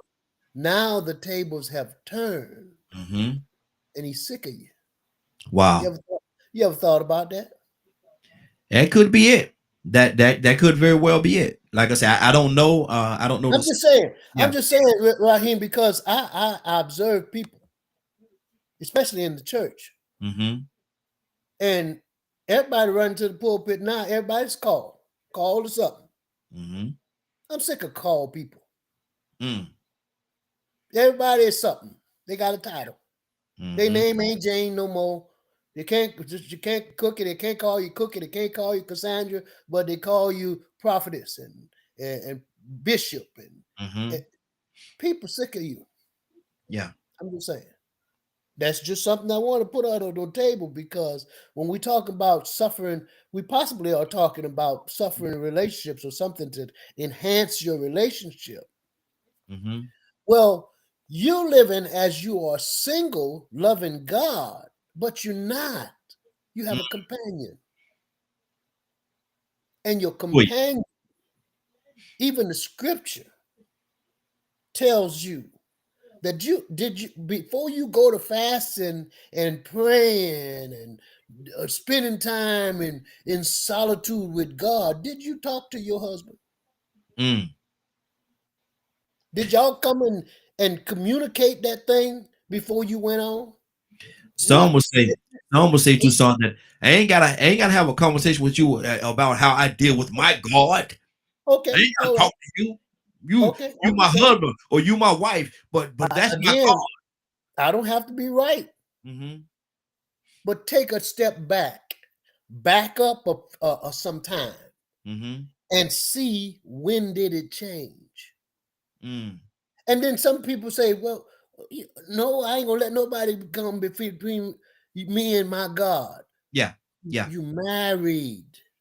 Mm-hmm. You are married, Mm-hmm. and you might need to rethink that thing, which you'll Mm-hmm. hold it in thyself. Because Wow. some people become so heavenly minded that they are absolutely no earthly good. Mm-hmm. That's right. Hey, you might got a point there. Toy, you want a tea? Good morning, young lady. How you doing this morning? Good morning, how y'all doing? How you doing, Tucson? You all right this morning, chocolate drop? Yeah, yeah. I'm waiting on you, Talia, because I know what you finna. No, I don't know what you finna say, but I just wanted to put that out there. You go right ahead. Mm-hmm. Yeah, all right, chocolate drop. Thank you. Call you. Uh, uh, throw that topic back at me one more time. I came in on the I gotta talk to my spouse before I can go in the closet and be with the Lord. No. Well, the conversation before you came was we was talking about lingerie, and we painted a picture. Okay. Toya, and I'm gonna paint this picture. You have done this for your significant other. Okay, you Sure about that? nah, no. I'm gonna let you have. I'm gonna let you handle it how you handle it. But my thing is that you've painted a picture. You've Right. They walk into the house, and the lights are down low. There's a aroma. You set the aroma. There's rose petals on the floor, music in the background. You've cooked a great meal, an incredible meal. Rose petals, like I said, in the floor, leading to the kitchen table, and then it's leading to the bedroom. You've done all this. Everything is perfect. And the person turn and look at you, and you're standing there with a very nice lingerie on, and you have a rose in your mouth, and the mood the mood Sorry. the mood is set. The mood is set, and they look at you. We don't do roses, we twerk, but okay. They look at you and they say, what you do all this for? What all this stuff on the floor and all these candles? You gonna burn the house down? What is wrong with you? And what you cook? You went to the Yeah, store and bought some more food. We got food in the fridge in the freezer. What is yeah, wrong with yeah, you? And yeah. should it be appreciated? Is it appreciated? Or how Look, would you respond in a situation like that, Toya? and that has happened to me in my life, and I was young. Wow. I was young. Mm-hmm. Yeah. Didn't have on no lingerie, let alone a piece of it. But yeah, just walked on past. He walked on past. He looked in the kitchen. He walked on past. Wow. Wow. He went to the shower. He got all showered. I had the blanket on the floor. I had all his favorite foods. I had a little poem. I had little candies. I had the whole shebang. And that baby, he was just, I mean, he was like 20, God, 23, 24. And he was a lot less experienced than me. Mm-hmm. And I chalked it up to that because he was a very just shy, laid back. You know what I mean? He hadn't been with but probably 2 females before me. A lot of things he had not done. So, in that early age, I don't think he knew that he should have appreciated something like that. You know what I'm saying? I think now in our 40s, with all the work that a man has done to take care of a woman, it'll be more appreciated than coming straight out the military at 24, 23. Mm-hmm. You know what I mean? Mm-hmm. When I say in these 40s, though, I gotta get with Donald. I done got on his last nerve. I got your last nerve. See, it's a couple of things, and I'm just gonna be honest. I don't know if it matters to my man how I look and how I'm built, but it matters to me. I gotta stay fine and sexy. That might be an issue. Don't nobody want nobody looking like Humpty Dumpty. I'm just being 100. Used to I be. might have been Humpty Dumpty all this time, but sometimes Humpty Dumpty get cracked and need a break.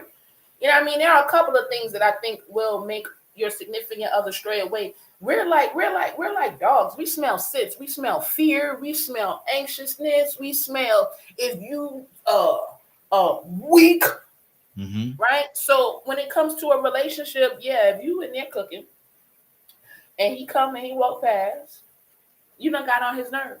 And you done been got on his nerve long time ago, right? Because when you pay attention to your significant other, he didn't just act like that.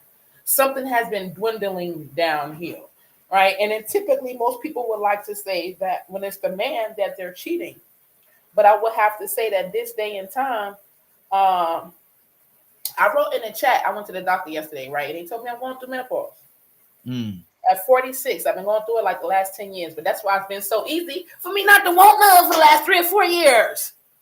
So if it's not something medical, which, you know what I'm saying, we already know it's not natural, we need to figure it out. It's like somebody said earlier, it could be emotional, it could be mentally.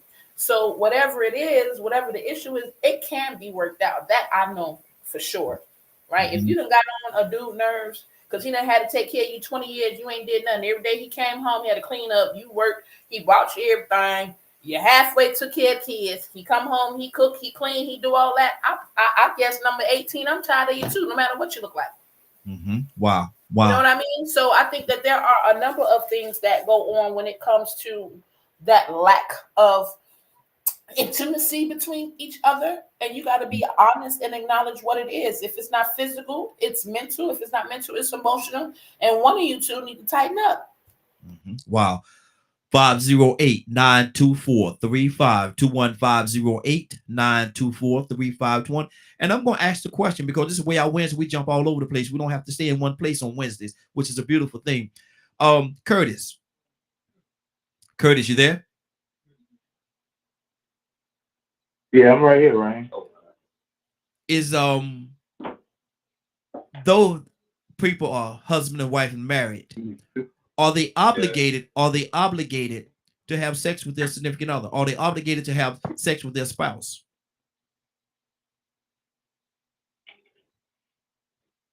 Well, that depends on what the parameters were set, brother. You know, I don't like to say nobody is obligated to physically be. No, I don't want to say that. That's almost like saying, I don't know, man. That just sounds too close to rape for me. Because I don't want you to have sex with me if you feel like you obligated to do so. I'm just going to keep it honest with you. Yeah. All right, but take care of yourself. I'm just going to keep it honest with you. If you feel like you obligated to have sex with me, no, man. That tells me you don't want to. Wow. You know, so I don't want to say that. I don't want to say that you're obligated, but I think you have a responsibility to tend to the other one's needs. And if those needs if those needs are not met, can you be pushing that person out in the arms of somebody else? Because some people say that. Some people. Go ahead. You're absolutely. You're right. You on point with where you at.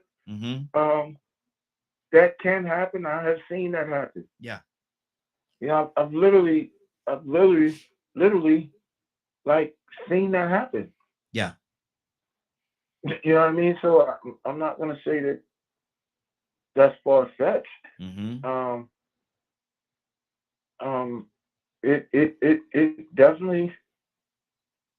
It definitely can. It can make somebody, walk the line, if that's what you're asking. Yeah. Because most people don't know how to think. Most people would take that as, you don't want me. You see what I'm saying? And if any man or woman feel like they're not wanted, or feel like they're not needed, especially if you have a feeling like you're not needed, you will, in most cases, find someone or something that needs you more. That's I believe that's a part of wanting to feel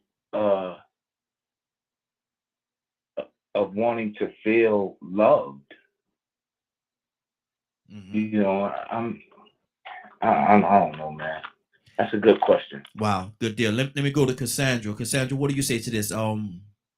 As a married couple, because you brought this to the table with the couple that you're dealing with, and it's been well over a year.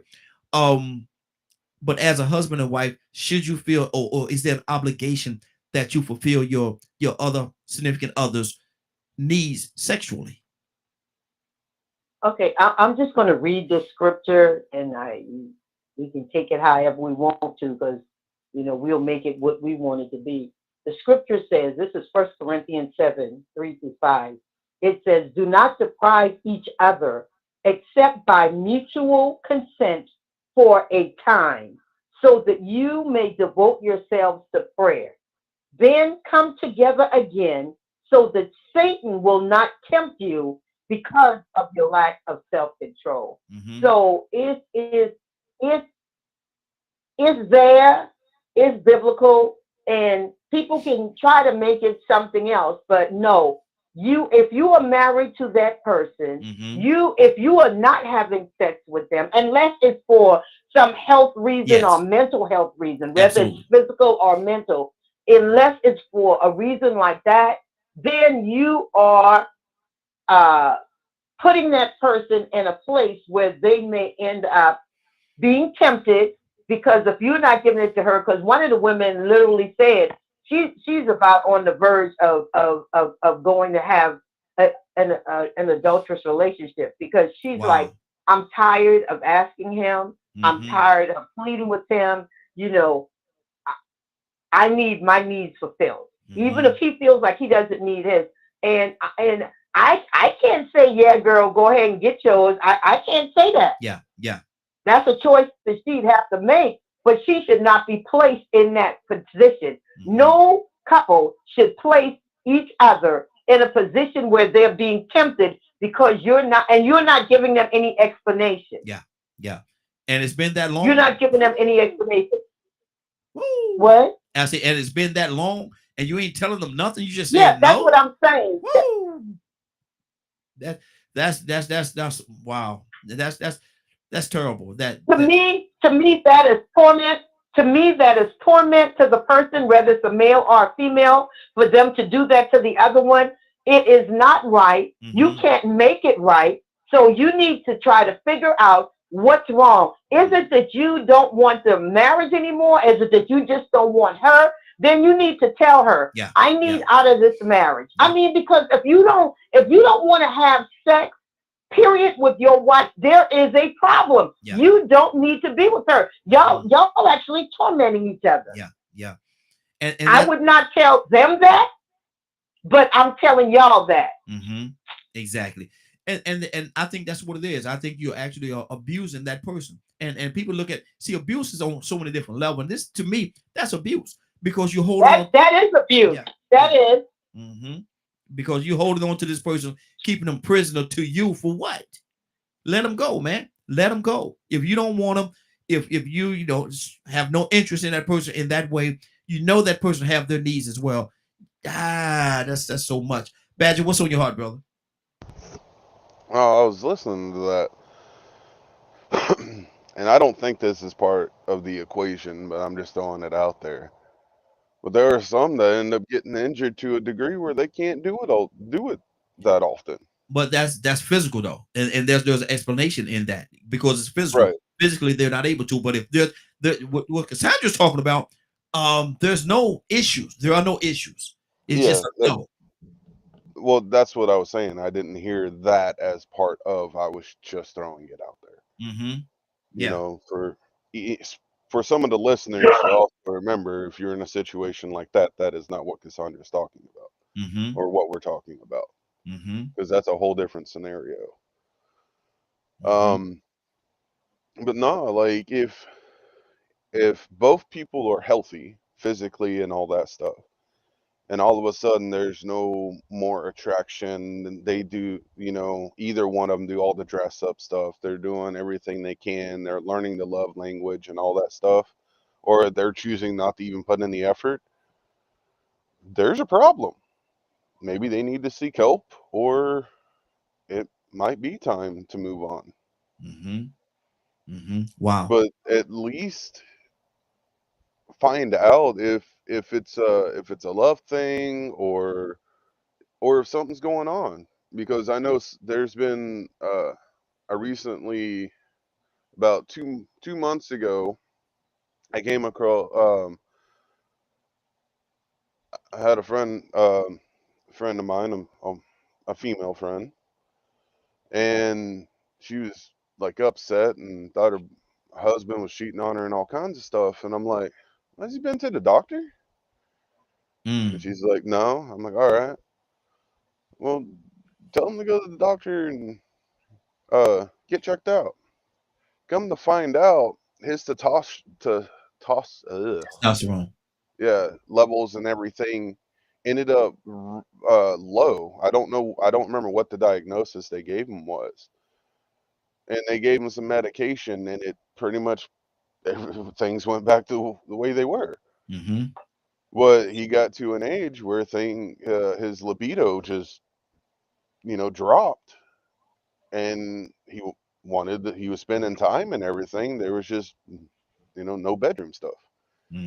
Wow. It just wasn't there.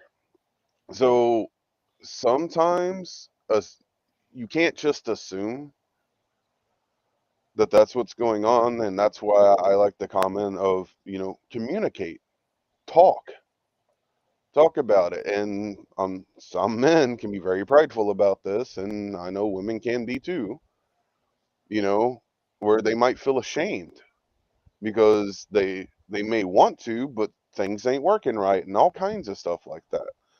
So, but once again, like I said earlier, if it's 100% healthy on both sides, you still got to have the communication. Good deal. Good deal. Do what's right. 508-924-3521, 508-924-3521. Are you obligated, if you're married, husband or wife, you're in a committed relationship, are you obligated to have sexual activity or to fulfill your partner's sexual desires?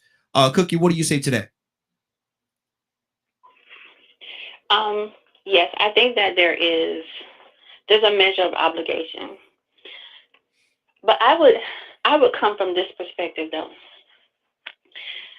Oftentimes we wait until we have a full-blown outbreak of sorts in our marriage when everything falls apart. But usually before that complete breakdown, there are signs that something is wrong. And I believe that throughout the marriage, remember you all were talking about daily, what has to be done every day. Every day, there should be some sort of reaffirmation of your devotion to your partner. Every day, there should be something as simple as, you ever had a pet, a little small house dog? Yeah. When you return from work at the end of the day, that house dog is at the door to greet you. And most people acknowledge their pet. They hug them, have those few little moments together, then go on about their day. Why not take that same 90 seconds that you give to your pet, give it to your partner? Every single day, when you come in at the end of the workday, you find her, she finds you, and for 90 seconds, you reconnect in a hug. Nothing sexual or anything. You hold her, she holds you. I promise you, whatever stressed her that day, you will eventually hear that sigh. That sigh lets you know she has unburdened herself of whatever bothers her. Over time, you'll find even yourself that as a man, you look forward to it because it is a reconnection. Every day, this person is letting you know, I choose you. When you have that kind of consistency in your closeness, whenever a problem arises, you're better able to address it because you have that level of comfort and familiarity, that amount of safety that is required to share personal secrets, to share insecurities, all of that. Our problem is in our marriages, oftentimes we go about our days like roommates, passing each other in the house, sometimes not saying a word. Mm-hmm. The intimacy, the closeness, that bond is not always strong. And it is in those times that these problems creep in. So by the time that something goes wrong and intimacy is taken off the table, it's hard to go through the 50 things that led to this. But if you remain connected all the time, you're better able to see when a problem arises, and the person is more comfortable sharing with you whatever the source of the problem is. Mm-hmm. That's good. And I'll park my Grand Prix right there. Good deal. Good deal. Toya, what did talk to me now? Are you obligated as a husband and wife? I ain't talking about boyfriend, girlfriend, husband and wife. Are you obligated to fulfill your spouse's sexual desires? Pass. I pass. Skip. Pass me. Okay. Tucson, talk to me. What the heck you get married for? Mm. How in the world are we going to accomplish this fruitful and multiply thing? Mm-hmm. I'm missing it. And see, Paul says this is just some good advice. God didn't say it. Let me just throw it out there. Go look. Mm-hmm. Go look. Paul says, not the Lord, I. Yes. He's just giving some sound. This is a wise man that has had some experience. He wasn't married. But he's giving some advice to people that are evidently in the church that are considering fasting. Mm-hmm. Or they're married. And they have committed themselves to someone. Mm-hmm. If I commit myself to someone, I can't operate like a single person committed to God. Mm-hmm. Single person commit themselves to God, and they don't have to ask nobody. First of all, you're supposed to keep your legs closed, you dress up, dress down, and your pants up. Just keep it like that. You'll be good. But I'm talking about married folks. Yeah. If you married, and then you say no, and then you say, no, I'm on my way to church. That's just mainly what I'm talking about. Mm-hmm. Because I see it. Mm. And then they're spiritual. Well, boy, they got it. Boy, they just boy, you showed, man, you spoke that word. I heard you. Man, you was on I saw you live, and boy, you just spoke that word, and that boy just gave me what I needed. But the problem is that their companion is in the other room. Mm-hmm. And he wants some time, or she wants some time. Yeah. Yeah. And you're not giving it to him because you have dedicated, or you have broken your vows with your companion. Mm-hmm. And you blame it on God. Come on. You are lying. Mm-hmm. I'm just sorry. You're lying. Stop it. You better stop it. If you don't stop it while you're getting warning signs, you're going to find out that he ain't going or she ain't going to give you no more warning. There are some people that can, Cassandra, I'm just going to put your name out there, because there are some people that can remain celibate and not be involved. They just say no, because if it's not with a husband or wife, I'm just not doing it. It's not. But I have a husband or a wife, and they are dedicated to something. I don't care if it's your job. Every time you talk about it, I got to go to work. I got to put in some overtime. I'm trying to make a living for us. I'm trying to make it happen. I'm trying to get it, and I'm just trying to make you happy. Yeah. You better stop it. I'm trying to achieve. And we'll you know, I don't want no children now, and I you know, if we do that, we might get pregnant. Okay, keep on, just keep on, follow that trail. If you follow that trail, you probably, if you got enough. Now, I don't mean to say it like this, but I'm gonna say it like this: if you got enough sense, you'll stop right where you are. Mm-hmm. Analyze your situation. Go back some more. Go back a little bit more, and go back to the point that he was or she was talking to you. Okay. And you stop having time, because everybody need that time, especially when you got a companion. And if it's I don't care if it's your children, like Cookie said, you petting the dog, but I don't get no pet. What? You're gonna be in the dog house. Mm-hmm. I'm just saying. Wow. And it's just because the thing about it is Paul saying that you're burning. Mm-hmm. And it's better to marry than to burn. Yeah. But if you it's I hate to say obligated, but it's part of the contract. Mm-hmm. I'm just saying. Mm-hmm. Mm-hmm. I'm just saying. I don't know. That's part of the contract. Let's go to Cassandra. Let's go to Cassandra. Help me, Cassandra. Cassandra, talk to me. Is there are you obligated? Are you obligated as a husband and wife? We ain't talking about boyfriend and girlfriend now. Your husband and wife, what God has brought together, this man and this woman God has brought you together. Are you obligated to fulfill? I would use the word obligated. Yes. Mm-hmm. I'm not talking about anybody being forceful or taking, but as a contract, yes.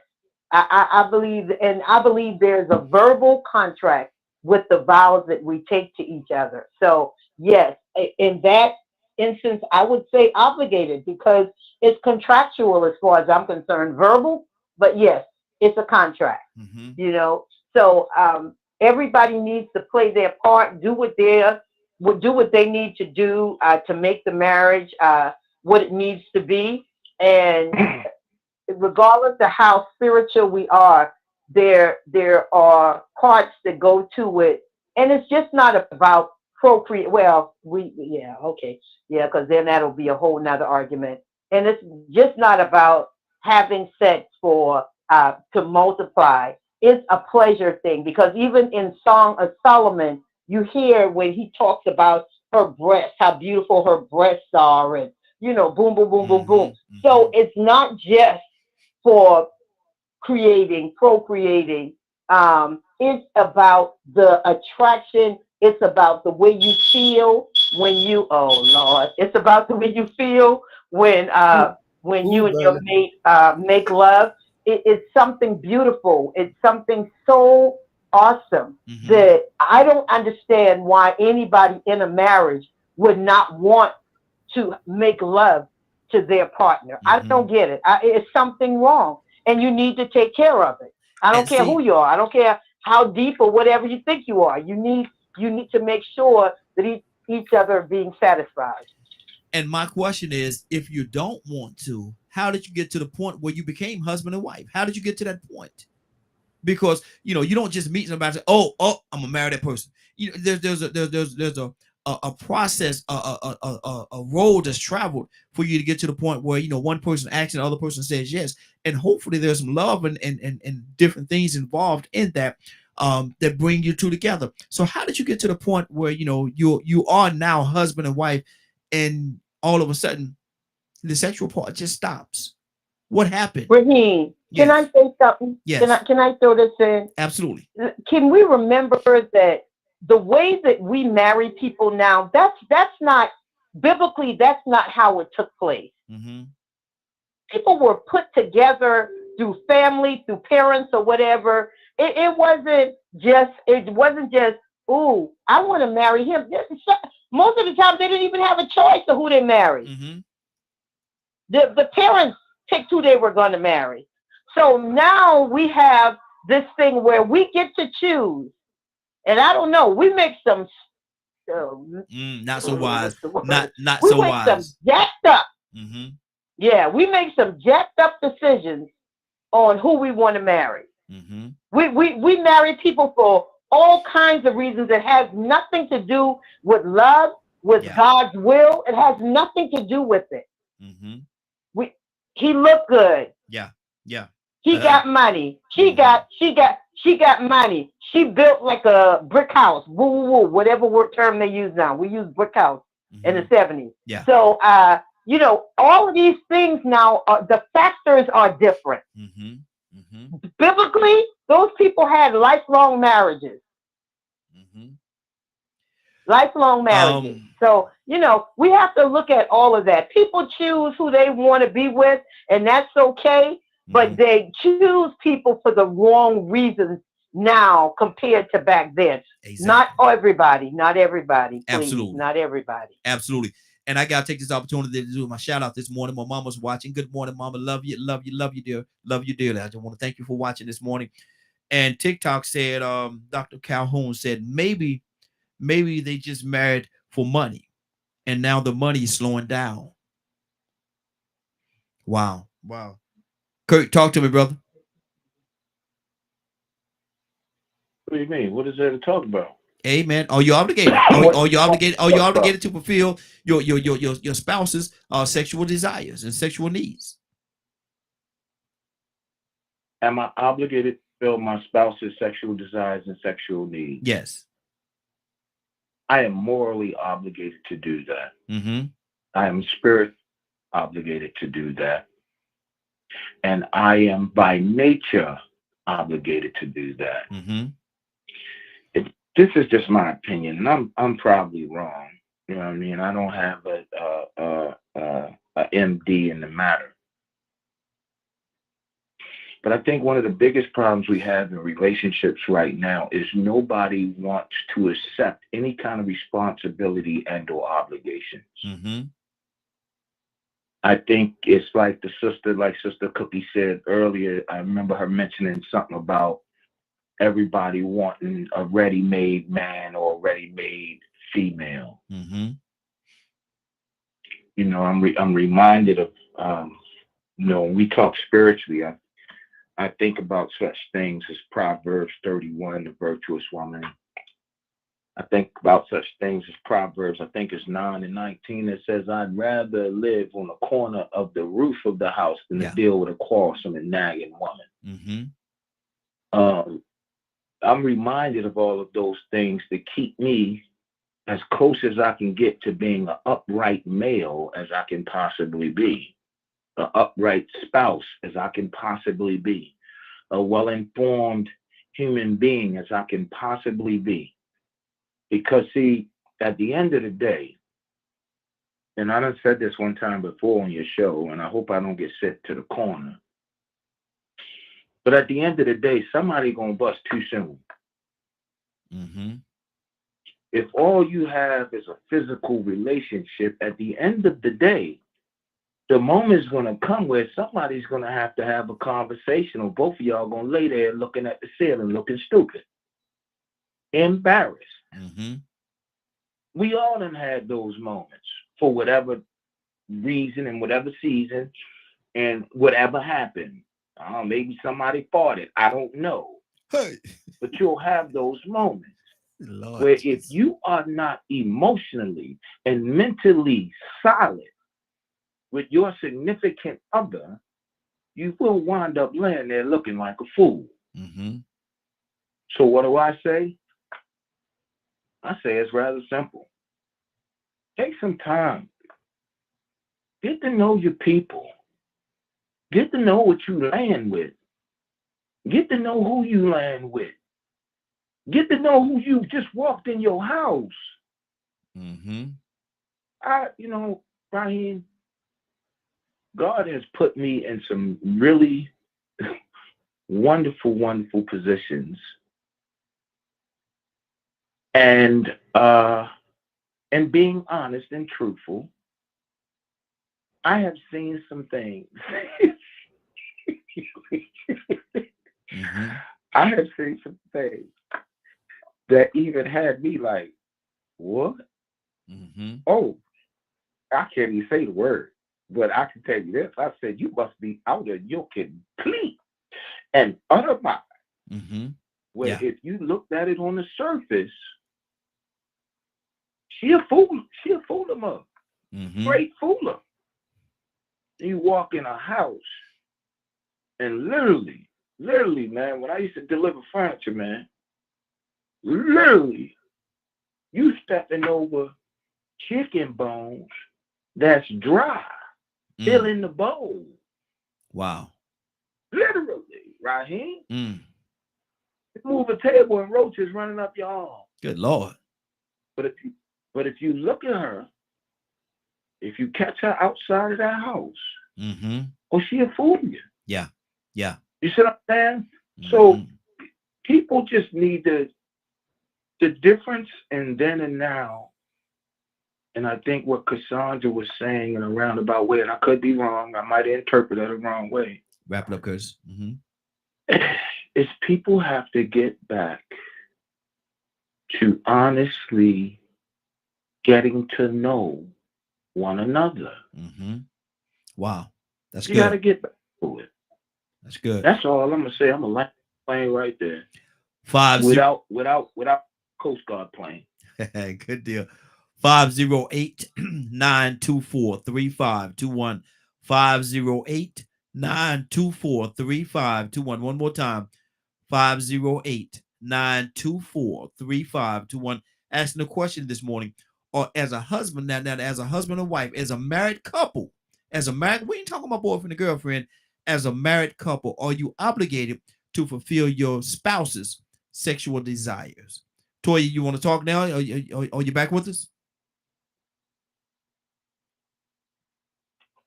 I'm sorry, who, me? Yes. Yes, sir. I'm here. Okay. No. I was talking to Toya. Toya, you there? Oh, I'm sorry. I'll pass again. Okay. Cookie, go ahead. What's on your heart, sis? Listen, these situations are a matter of relationship, and we've had some good information disseminated here today. But I think that all of us, we have to look at ourselves and examine ourselves and ask ourselves, what kind of partner are we? Mm-hmm. Are we facilitating an environment where the other party feels comfortable, safe, and loved? Are we allowing people to be honest with us? Because it's one thing to say to someone, be honest, but then it's another to judge them when they display their honesty.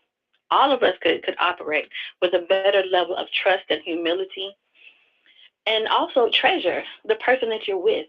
We live in a time when marriage is becoming rare. If you have a partner, love on them every chance you get. Be slow to criticize. Be understanding. Be tender. Be kind. Kindness is the kindling of any relationship. It is what keeps the fire burning. Someone told me one time that to be nice is performative, because even a serial killer can be nice. He can do a nice gesture, but kindness comes from the soul. That's what's missing. It's missing in simple things like conversation, in attentiveness, in sacrifice. I haven't heard us talk about that. Marriage is work. Sometimes you have to put your wants and desires on the back burner for the other person. Sometimes you have to care about things that you don't really care about. Sometimes you must do something that you don't want to do because it is the joy of the other partner. Women sit through football games. Men sometimes sit through operas or weepy movies. Remember those sacrifices when it's 5 years into the marriage, when it's 10 years into the marriage. Don't forget. Try to be consistent. And goodness gracious, we have all of this technology now. Set a reminder on your phone to do something kind on a random day. Use your Siri to help you. Use Google. Use Alexa, somebody to help you play a random song or something for when you were dating. Go on a picnic. Do some. Be kind. The world is a harsh place, especially for our brothers. It is indeed a harsh place. Let us find ways to help them decompress and forget those things and remember why they chose us in the first place. Mhm. Do you think far too often we forget? Of course we forget, of course. Oftentimes people who become wealthy forget what it was like to be poor. People who are very, very, very smart, if you're a subject matter expert in something, you forget what it's like to be the novice who doesn't know anything. And it's not intentional. It's I guess, a consequence of your environment. But in a marriage, it is work. You never want the other person to feel forgotten. Mm-hmm. You Mhm. never want that to happen. That's why I said make a concerted effort to try to do something kind for them. Mhm. And they're worthy of it because Yeah. you chose them. You chose them for a reason. Mhm. And so all I'm saying is, I feel like that oftentimes there's a lot of pointing the finger. This person didn't do this. This person did. But what did we do? Yeah. Was I the best partner that I could be? Mhm. Did somebody mentioned nagging? Did I nag? Well, see, Did Cookie, a I? lot of time. Could I have dialed it back, or Mhm. what I find in this generation is I find a lot of aggression Well, on Cookie, let both me say this sides. to you. A lot of And time, Cookie, sometimes, a lot of time people mm, don't want to look in the mirror though, and that's listen, accountability. but it's the best way to solve the problem, is it not? It is. Is It it not? is. My father said to me one time that men are the thermostat. Mm-hmm. Women respond to the temperature that you set sometimes. Mm-hmm. So Mm-hmm. no matter how we get out of whack, you if I'm hot about something, then you set a temperature to be cool. I'll Yeah. calm myself down. Mm-hmm. And Wow. a hug solves a multitude of problems and a multitude of arguments. Mm-hmm. Simple things. Don't touch We me. forget if we Don't make touch stuff me. complicated. It is so very simple. How do we calm our children? When our Mm-hmm. children throw a whole tantrum, what do Mm-hmm. we do? Mm-hmm. Come here, let me give you a hug. Yeah. Yeah. Next thing you know, they taking a nap. Mm-hmm. Exactly. Sometimes people just need us. They need the contact from us, the person that they chose. We chose you to keep us safe, to make us feel wanted, to make us feel protected and productive. So sometimes you have to reconnect, and that's done through something simple like a hug, Mm-hmm. or something simple like, I hear you, I see Yeah. you, Yeah. I'm on board. Something positive. We forget far too often. Mm-hmm. Wow. Wow. We got a few more minutes before we get out of here. 508-924-3521. I think we have Shenavia. Shenavia, you with us? Shenavia, you there? Yes, sir. Good morning. How Good y'all morning. doing? Good morning, young lady. How you doing this morning? We here. We here. Good deal. Shenavia, I'm asking a question, and I want to hear your heart on it. As a married couple, husband and wife, as a married husband and wife, are you obligated to fulfill your spouse's sexual wants, needs, and desires? Are you obligated as a husband and wife? Ooh, I may not have a dog in this fight because I've been engaged, but I ain't never been married. Uh-huh. However, looking at the examples that I do have around me, I'm gonna say yes, but I think, and I could be wrong whenever I say this, but because of where we are right now when it comes to the word dating, I think that some people may get lost in that question because the operative word is objective. Are we Obligated? obligated? Yes. Sorry. Are Mm-hmm. we obligated to do this? And obligation sounds much like submission, but we still don't understand what submission means. Mm-hmm. Mm-hmm. Wow. And I Wow. think that because of that word and because we really don't understand what's being asked in the sense, like we don't want to be servants of one another in a marriage, and that's crazy to me. That, like, if we place obligated with another word that's more palatable or that is more universally understood in the context, then I think more people would say yes, because should I reciprocate what you're giving me? Should I do I return energy, as what the young folks are saying right now? So, but yeah, I do feel like that we are obligated. I mean, one of the most beautiful examples of that I will forever use is my mom and my pops. Now, my pops is not my biological dad, and it's not my mom's first husband. But my mom was sick. I'm talking about like sick, could not get up, couldn't do anything for herself for a little over a year. And when this man took his vows and said through sickness and health, he did that. He washed my mom's hair. Yeah. He took care of all of her needs. Mhm. Everything that she could not do for herself, and did not complain not one time. Mhm. And that was the most beautiful example that I got to witness, especially coming from my upbringing and what my mom and I had went through with her first marriage, to see her cared and nurtured for. And he did Mhm. not make her feel guilty not one time Wow. for That's good. not being able to care for Mhm. herself or having to take on the role of a caretaker. He didn't Mhm. complain not once. And I felt like that was the most beautiful example of what you're asking me right now. Now, is it sexual? No, because that's disgusting. I don't want to imagine my parents like that. But I think that's the most beautiful example of unconditional love that I Mhm. have witnessed Wow. and been able to have that example. That's good. That's good. That's good. Toussaint, talk to me, brother. I know you got something on your heart. So, okay. Every once in a while, my check engine light goes off. Mm-hmm. If I don't, on a daily basis or every once in a while, check out my car. Even when the weather changes, the tires, I have to deflate or inflate them. Yeah. You gotta you every once in a while you have to change the battery in your remote control. Mm-hmm. Mm-hmm. You want to have somebody check out your appliances every once in a while. You got to sweep the floor. Yeah. Got to mop it. Mm-hmm. If you don't live in a house, you can have a brand new house or brand new building. Mm-hmm. If you don't take time in that brand new building, it'll fall to the ground all by itself. All by itself. Yep. That's true. So if you don't put time and invest, how about that? Is that a good word? Mm-hmm. If it's not being obligated, put an investment in a relationship, Yeah. it will fall apart by itself. Mm-hmm. How in the world? And I'm tell you what I did yesterday.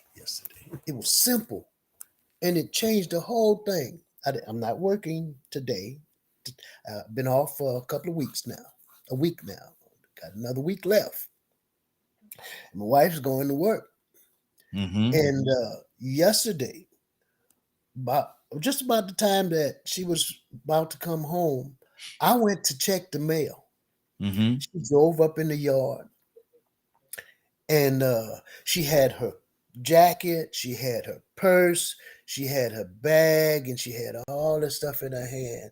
And she was just about struggling to close the door. Yeah. She had to put the bag down to Mm-hmm. close the door. And I'm checking the mail. You know what I did? I picked up the bag, I put it on my shoulder, and I made her load lighter. Yeah. Simple. Yeah. Simple. Mm-hmm. Yeah. Simple. Mm-hmm. Exactly. And what I'm saying is, we think we got to do this big old thing, and I'm not talking about the lingerie and all that. We started off with the lingerie. Yeah. But you know what? Little things like that opens the door for so much. For that lingerie. Yeah, man. Look at you, Toussaint. I'm so proud of you. Uh-oh. Uh-oh. You know what? I had to say this before you go, Cookie. You and Jordan sound like sisters. I don't know if you know Jordan. I am Jordan. I see that. I knew it. Mr. Raheem was calling me by a handle I use on an app, but my name is Cookie. Mm-hmm. See, I knew. I was kind of like, this sound like Jordan. Okay, so I'm good. Aren't you? Isn't that so simple?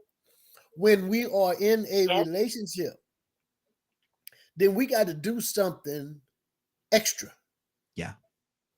You can't just say, I'm in a marriage and I'm married. Hey, yay, I'm married. Hey, I got a We's boyfriend. I's I married got, now. I got a girlfriend. I got a companion. That's my boo. Mm-hmm. And you That don't was- even never, and you never even hold their hand.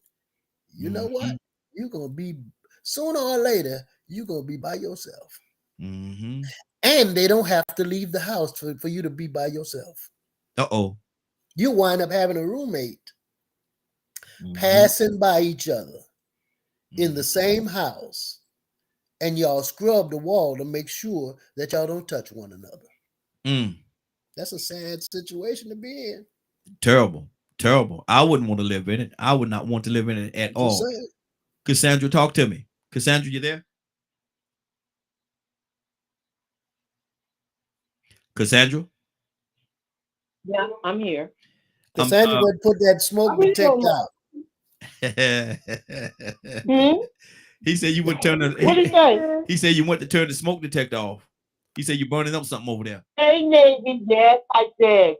I did. My smoke detector, when steam rises, it goes off. So it's just like really crazy. But yeah, I really don't have anything to add because I just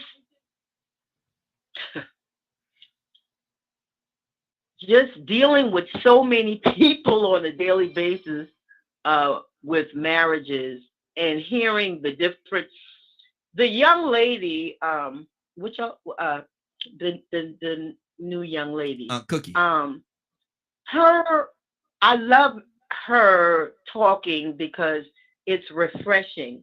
Because I'm 64, about to turn 65. The way that I see relationships and the way that I would, handle relationship issues, it's really quite different from her because she's younger. Yeah. She's more up to date to what's happening right now. I'm old school, and even though I counsel a lot of young women, I don't know a lot of the stuff, the dynamics that she would hear and deal with. That's not what I deal with. You understand what I'm saying? So the methods that we use as counselors, Navy has a method that she uses. Kurt has a method that he uses. I have a method. And Cookie, right? Yes. Is it Cookie? Cookie, yes. And Cookie has methods that she uses as a counselor. So we all have these different ways that we deal with couples or individuals that are dealing with marital issues. And that's good. I love listening to her because it's refreshing. I get to hear some of the ways that she sees things compared to how I see things, which is good. Yes. Because I'm old school and I need to hear some of the newer stuff. So, I want to thank her, for being with us and sharing with us because we need that that freshness. I'm old, Kurt old, Navy is good. Yeah. Navy is good. And then Cookie is young. Exactly. Younger Yeah. than all of us. So yeah. So thank you, Cookie, for what you bring to the table. Cookie, would you like to respond? Listen, thank you so much. It's an honor to sit with you all and have these conversations. Good deal. Good deal. Ryan, good morning, sir. How you doing this morning? Late, but I'm on time. There you go. I'm doing good. How you doing? Hey, doing good, doing good. Good to have you with us, brother. Asking a question, man. As a married couple, are you obligated to fulfill your spouse's sexual want, needs, and desires? Obligated? No, you're never obligated to do anything. But if you want to keep your life a little happy, you might want to explore some of them things that your significant other be talking about.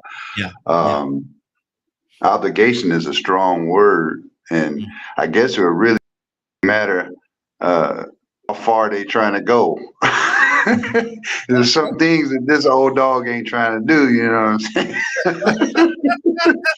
We ain't doing no pretzel knots or nothing like that around here.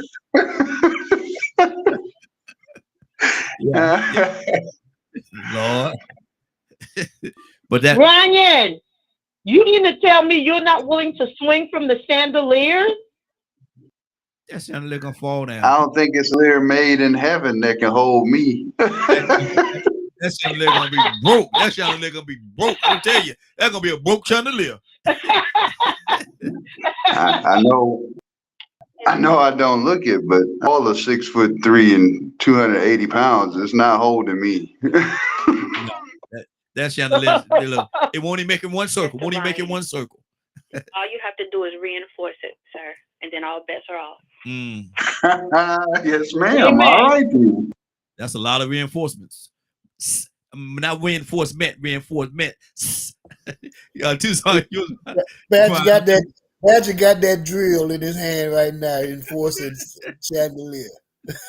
Lord, see, y'all gonna leave Badger alone. He ain't here to defend himself. Now Badger ain't here to defend himself. I can't let y'all jump on him like that. Oh, I thought he was still here. I'll tell him tomorrow. I'm gonna tell him tomorrow. I know you will. I know you will. Let's keep this thing going. Kurt, what's on your heart, brother? Talk to me. Kurt, where you at? I'm right here, man. I had to hit that mute button.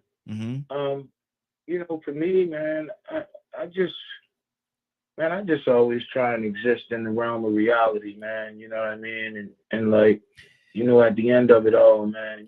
Kurt, is it realistic to think that and Cassandra presented something to us, but is it realistic to think that in a normal situation that a married couple would not want to engage in fulfilling the sexual obligations or activities?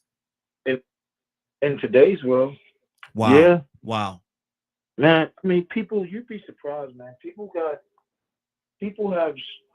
in today's world have so many issues, man, that maybe in yesteryear, you know, I don't know. Sometimes I think maybe having more creates less.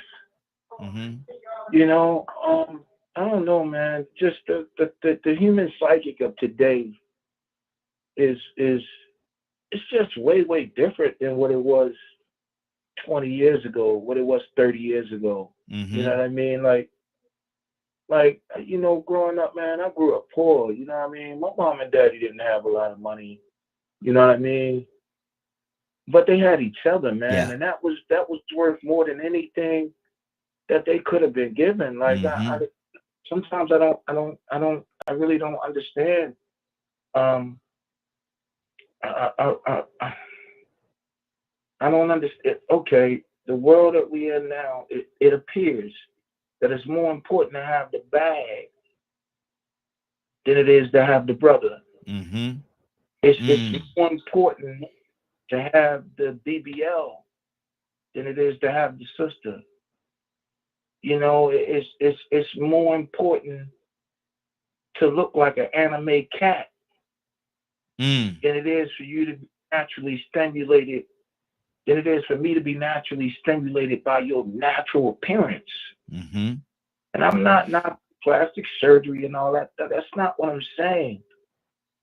I just think in today's world, man, we are putting more emphasis on superficial fracking bull crap. You know, this stuff is superficial. I remember with my first marriage,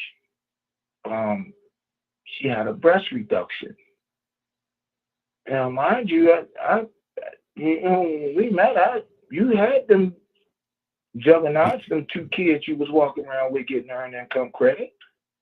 So I like those two kids you had that was getting earned income credit. You know what I'm saying? So at the same time, as a man, I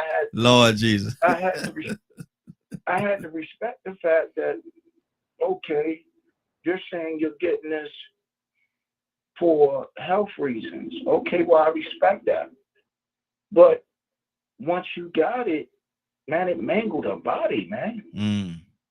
To the degree that I could tell in her that she wasn't comfortable. You understand? Yeah. So now I can't, well, you shouldn't have got it. And no, now I got to switch. Because now I got to console you. Even though I said, hey, listen, that's going to be a lot of work. there's a lot of things that's gonna come behind that must go down. Hold on, Raheem. Okay. Go to somebody else. Okay, good deal. And Yeah. Raheem. Yes. Can I say something Absolutely. real quick that Yes. we didn't hit on today? Yes, ma'am. Go ahead. When you're talking about sex within the marriage, now there are some things that you need to make sure that both parties are comfortable with what's going on. Because one of the women that I'm counseling, her husband will only do anal sex. Huh? Whoa. What? Hello. Wait a minute. He will not. If he does it every 4 or 5 months, it can only be anal. What, he just came home from jail? So, hold on, Kurt, mute your line, Kurt. Now, see, I'm not with y'all. I'm just saying. Oh, no. Oh, I thought you was on the phone, Kurt. Oh, okay. This is where I'm telling y'all. I get off the train. Wow. See, Russ, I'm telling you. Wow. Maybe I was like, what the hell? Oh, okay. So I can't. On the down low. On the down low.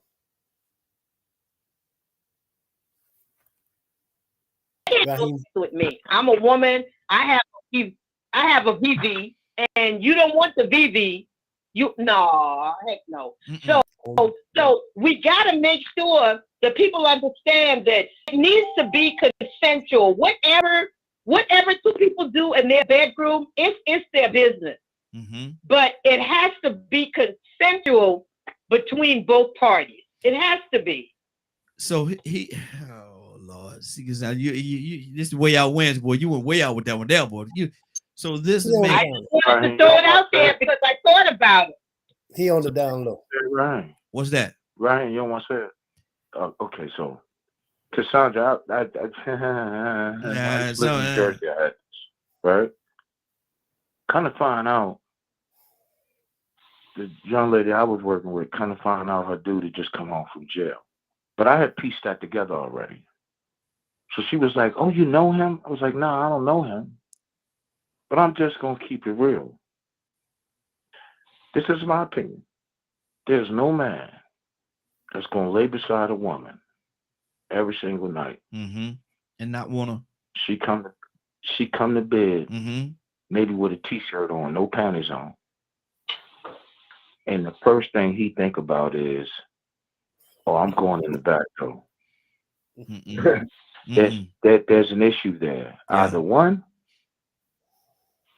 he's reliving a moment where all he had was the back door, or two, he has some growth issues that the lady's vagina was maybe a little too big. But there's only that. What? Huh? That goes completely. That don't add up. You know, you look at. I look at the animal theory, right? Like in the animal kingdom, a lion smells a lioness's essence from 150 miles away. He runs 150 miles to get what he wants, right? There's no way you can tell me, and I could be wrong. I could be speaking from a bias of opinion, but there's no way you can tell me that a man will lay in the bed with a woman every night, and every time they have physical interaction, the first thing he's trying to do is go in our back door. The only answer for that is either he is fake, maybe he's battling with his sexuality, or he has a problem with growth, and the back door is always tighter. I could be wrong. In my situation, he just don't want to get her pregnant. I was in, come to find out, Yo had just came home from jail. Wow. Let me go to a letter that here today, so I can't blow I can't. Hold on, Tucson can do it for me. Tucson. Yes, sir. All hail the bishop, Gregory Adams. Bishop, good morning, sir. How you doing this morning? Yeah, I'm good, man. Good morning. Good morning. I got a show going on today, ain't you? Yes, sir. Hey, Way Out Wednesday, brother. Way Out Wednesday. And asking a question in a marriage, are you obligated? Are you obligated as a husband to fulfill your wife's sexual wants, needs, and desires? That was a very good question. Am I obligated to fulfill her needs and her desires? Man, I've never looked at it like that. Some things are just automatic that we deal with, but now if some of those desires are exotic, then no, I'm not gonna say I'm obligated to fulfill, because sometimes some women, not all, some women can be a little bit freaky and they want a little bit more than what the man wants to bring to the bedroom. The freaking dinky. So my obligation is to love her unconditionally and provide for her as a husband.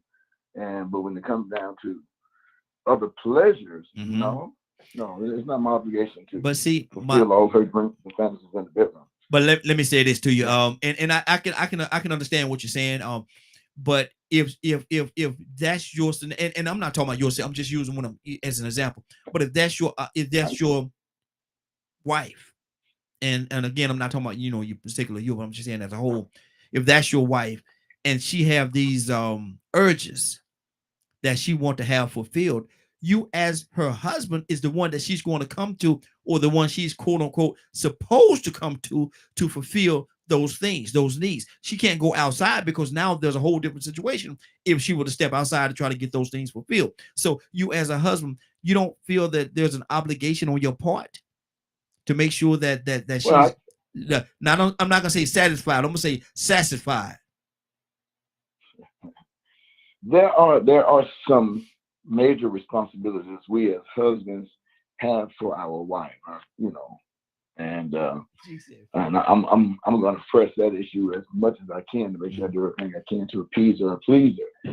We're talking about the bedroom now, and her fantasies may be a little bit far-fetched. I don't care about putting, the butler outfit. Okay, how you want me to be a butler there? I will serve you up. But outside of that, you may want something a little bit more exotic that I'm not inclined to do. And for me, I ain't gonna do it. Yeah. And you say, well, I have my wants and I have my needs. I do too. So are you gonna satisfy all my wants as a man? So see, the shoe is not gonna be on the other foot. You want me to do this for you, or are you willing to do this for me? So you say I'm obligated, and you're telling me if my wife wants a threesome, I'm obligated because I gotta please my wife. If she want me to dress up, I ain't got no problem dressing up.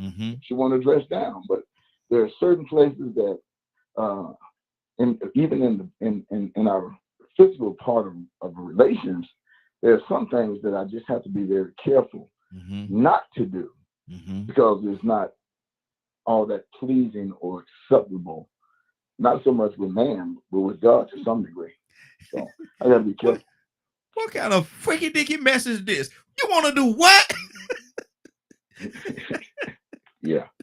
Wow. Well, trust me, it happens. What kind of freaky dicky mess? I ain't doing that. I ain't doing that. Wow. Let me go to Cookie. Cookie, what's on your heart? I'm being silly. What's on your heart, sis? Cookie, you there? Oh, I think we lost Cookie. Okay, let's go to Shanavia. Shanavia, what's on your heart, sis? Talk to me. I'm not sure. I'm just listening. I kind of said my little piece already. I don't know if, like I said, I really don't have a dog in this fight right now, but yeah. Tucson, what kind of freaky dicky mess is that? Okay, you want to do what? I ain't doing that. I ain't doing that. Are you obligated, Tucson? You're the husband, man. Where is she gonna go? If she got these, where is she gonna go? Now, outside of like a threesome and stuff like that, ain't none of us doing that. But if she got some kind of desire, you as a husband, are you going to fulfill? Are you obligated to fulfill those desires? We gotta come correct. I ain't.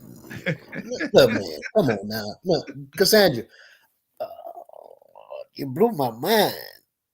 Don't call my name. Do not call my name. No, what I'm saying Call is, my name. I'm sorry. No, but what I'm saying is, how in the world, if a person don't have something extra going on in their minds, that they would rather indulge in something that just me now, maybe somebody else. Abnormal. It's not normal. That's Yeah, not normal. yeah. That is not normal. I don't know how we make it or we try to make it normal in this society that we live in. Anything goes, but that's not natural. No. Can I say it kind of cruel but nice and gentle? Way out Wednesday, brother. The buttocks is not it's just not. It's not. No, it's not the preferred. They had a man they had the man. I want y'all to count. He says I want every woman. It was offering time. Let me say it. It was offering time, and he said, I want every woman with 9 holes to bring me $20. What?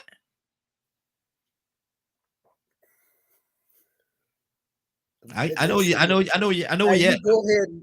You go. I know where you at. Yeah, what I'm saying is, but I'm saying this is not now. It almost sounds like this guy is on the down low. That he's in the closet. And he just trying that's what I was saying. Yeah. Do what he does, not what he normally does. He just engaging that in his house with his wife. Why would he even? To let her know what kind of life he living. To let her know what kind of life. My thing is, why would he even marry her and subject her to something like that, man? Because that's not, he's not being fair to her. A situation like that. Why would he even subject her to that?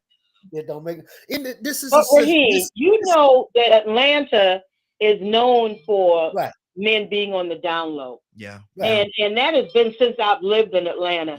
And I have never in my life heard of any place where there is so many women finding out that their husbands are on the down low. I have a young friend here, a gay guy, right? And we were talking, and people talk to me straight because I'm not judging anybody. He said there are several clubs around Atlanta where married men come in to have sex with them, because he's one too. He's open to that, and has sex with them in rooms in those clubs. Then go home with their wedding rings on, go home and be with their wives. He said that's the part that bothers him the most. That they're being deceitful in what they want. Why would you? I'm telling you, Atlanta is horrible for men being on the down low. I'm talking preachers, corporate people, you name it. Good Lord. And it's coming to the forefront, though, Raheem. It's coming to the forefront. That's why so much is being exposed now, because people are doing some stuff that it ain't supposed to be going on. And we think this is a normal thing, but it's not normal. And we got to stop somewhere, because this is a big Sodom and Gomorrah. Yeah. And we think that, God just going to have to accept us like we are. And that's a lie. That's a lie. We got to stop somewhere. And that's why this is a healthy conversation. And I know I'm out of turn. But this healthy because in relationships, you have to. He got a whole woman laying beside him, and that don't make no sense, man. He got a whole woman laying beside him, and his preference. That don't make no sense. Let me stop. Hold on, let me stop because let me stop. Anybody got anything to say before we get? Yes. Hey, right here. Yeah. We also cannot get away, because we making this taboo, but we can't get away from the fact that there is a possibility that listen, that the brother might not have the tool, right? Mm-hmm. And the anus is a very tight space, right? I hate to make it sound so nasty, but the anus is a very tight space. So it could be that possibility. It could even be the possibility that that's how she like it. I don't think that's the So case. There are some other things going on here, but on the surface, according to what Sis just laid out, there is some there's some homosexuality going on within the midst of that, which I'm gonna keep it real. I know we all biblical folk, but to each his own. You got to stand up and face God. You got to answer to God for that. When that time comes, God gonna question you about it, and that's your book. That's not in my book. Yeah. But wow, you see what I'm saying? Like there could be. I remember being in the army with some dudes that kind of had that kind of thing going on, and it was because some of my brothers. It was because they wasn't well endowed enough. So in order for their significant others to feel some kind of satisfaction, they had to go in the back door. I have heard that, so I don't want to just automatically comp it into him just being, a homosexual. You know what I'm saying? It just could be that he can't measure up the other way, the traditional way. Wow. If that makes sense. Yeah. Anybody else have anything they want to say? So how if way out you have a burning, let me say it like this, Bishop, because if you have a sexual desire, a woman, that wouldn't be the place of burning desire. Yeah. It would not be the front door. And I know we talk about some things that we can't talk about at church. Thank God we can talk about it here, because people are going through stuff like that it's shocking to some people. But this is almost to the point where you got to be a needy person to, I don't know. Yeah. Wow. I didn't know people burn that way. I mean, yearn or desire, I'm kind of horny. I'm saying the word. I'm kind of horny, and then they boot over. Wow. Anybody? We're gonna get out. We're gonna get out of here for today. What time? Boy, it's already 10:13. Yeah, way out Wednesday, brother. This is the first Wednesday of the year. Ain't that something? And boy, it's been a doozy. Anybody have anything they want to say real quickly before we get out of here? Yeah, man. I just wanted to say I love y'all, man. Y'all hold it down, man. Be safe out there, man. This COVID thing is going around, so please be careful. Make sure y'all cover up. And please, whatever you do, Raheem, please get Cookie back to this phone. Please get her back, bro. Yeah.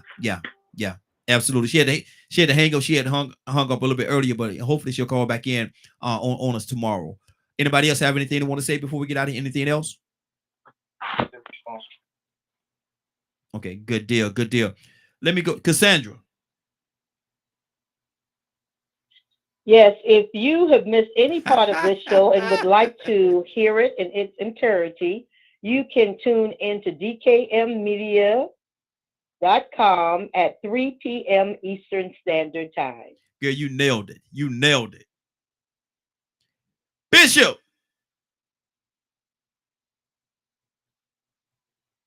you there? Yes, sir. I'm right here. Bishop, can I get you to pray us out, sir? Yes, sir. All right.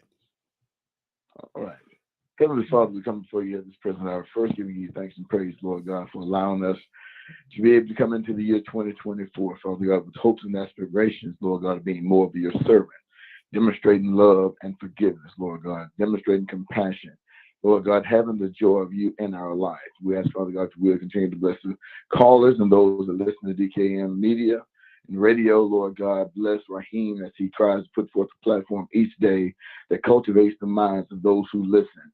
Lord God, we ask, Father God, if you will, praying for those who have lost loved ones beginning of the year or last year, and those who are suffering with mental illness, Father God. We're praying, Lord, that you keep us, strengthen us, and bless each and every one of us, Lord, and as we stand in need of your blessing. In your name, Christ Jesus, our Lord. Amen. Amen. Been a great broadcast. I want to thank everybody for joining us. And more than that, I want to thank you for allowing DKM Media Group and Associates and the Morning Glow for being a part of your morning. We are here every day, Monday through Friday, from 7 o'clock in the morning until 10 a.m. Eastern Standard Time. So if you're available, please join us. We love to have you as a part of our listening audience, as well as participating. So you can definitely call in as well and be a part of what we're talking about. Now, we're about to get out of here. It is now 10:15. I want you to do me two favors before you go. One, I want you to continue to pray for us, because we are certainly praying for each and every one of you. Number two, why this is real simple, I want you to go out there, find somebody and give them a hug, because you never know. It could be the only hug that they get, or it could very well be their last. Love you, and ain't nothing you can do about it. Have a great day and a better tomorrow. Then we shine some of this light on you from the Morning Glow. Take it out there into this wicked and cruel world that we live in. Goodbye. And let your light so shine. If you get an opportunity, give somebody some love. You just might find some love in return. Won't that be a beautiful thing? Take care of each other. And please, please, please be blessed. Talk to you tomorrow morning if God says the same. Love you. Give somebody some love and truth. They would appreciate that. And I'm sure that you would as well. Have a great day, y'all. Love you.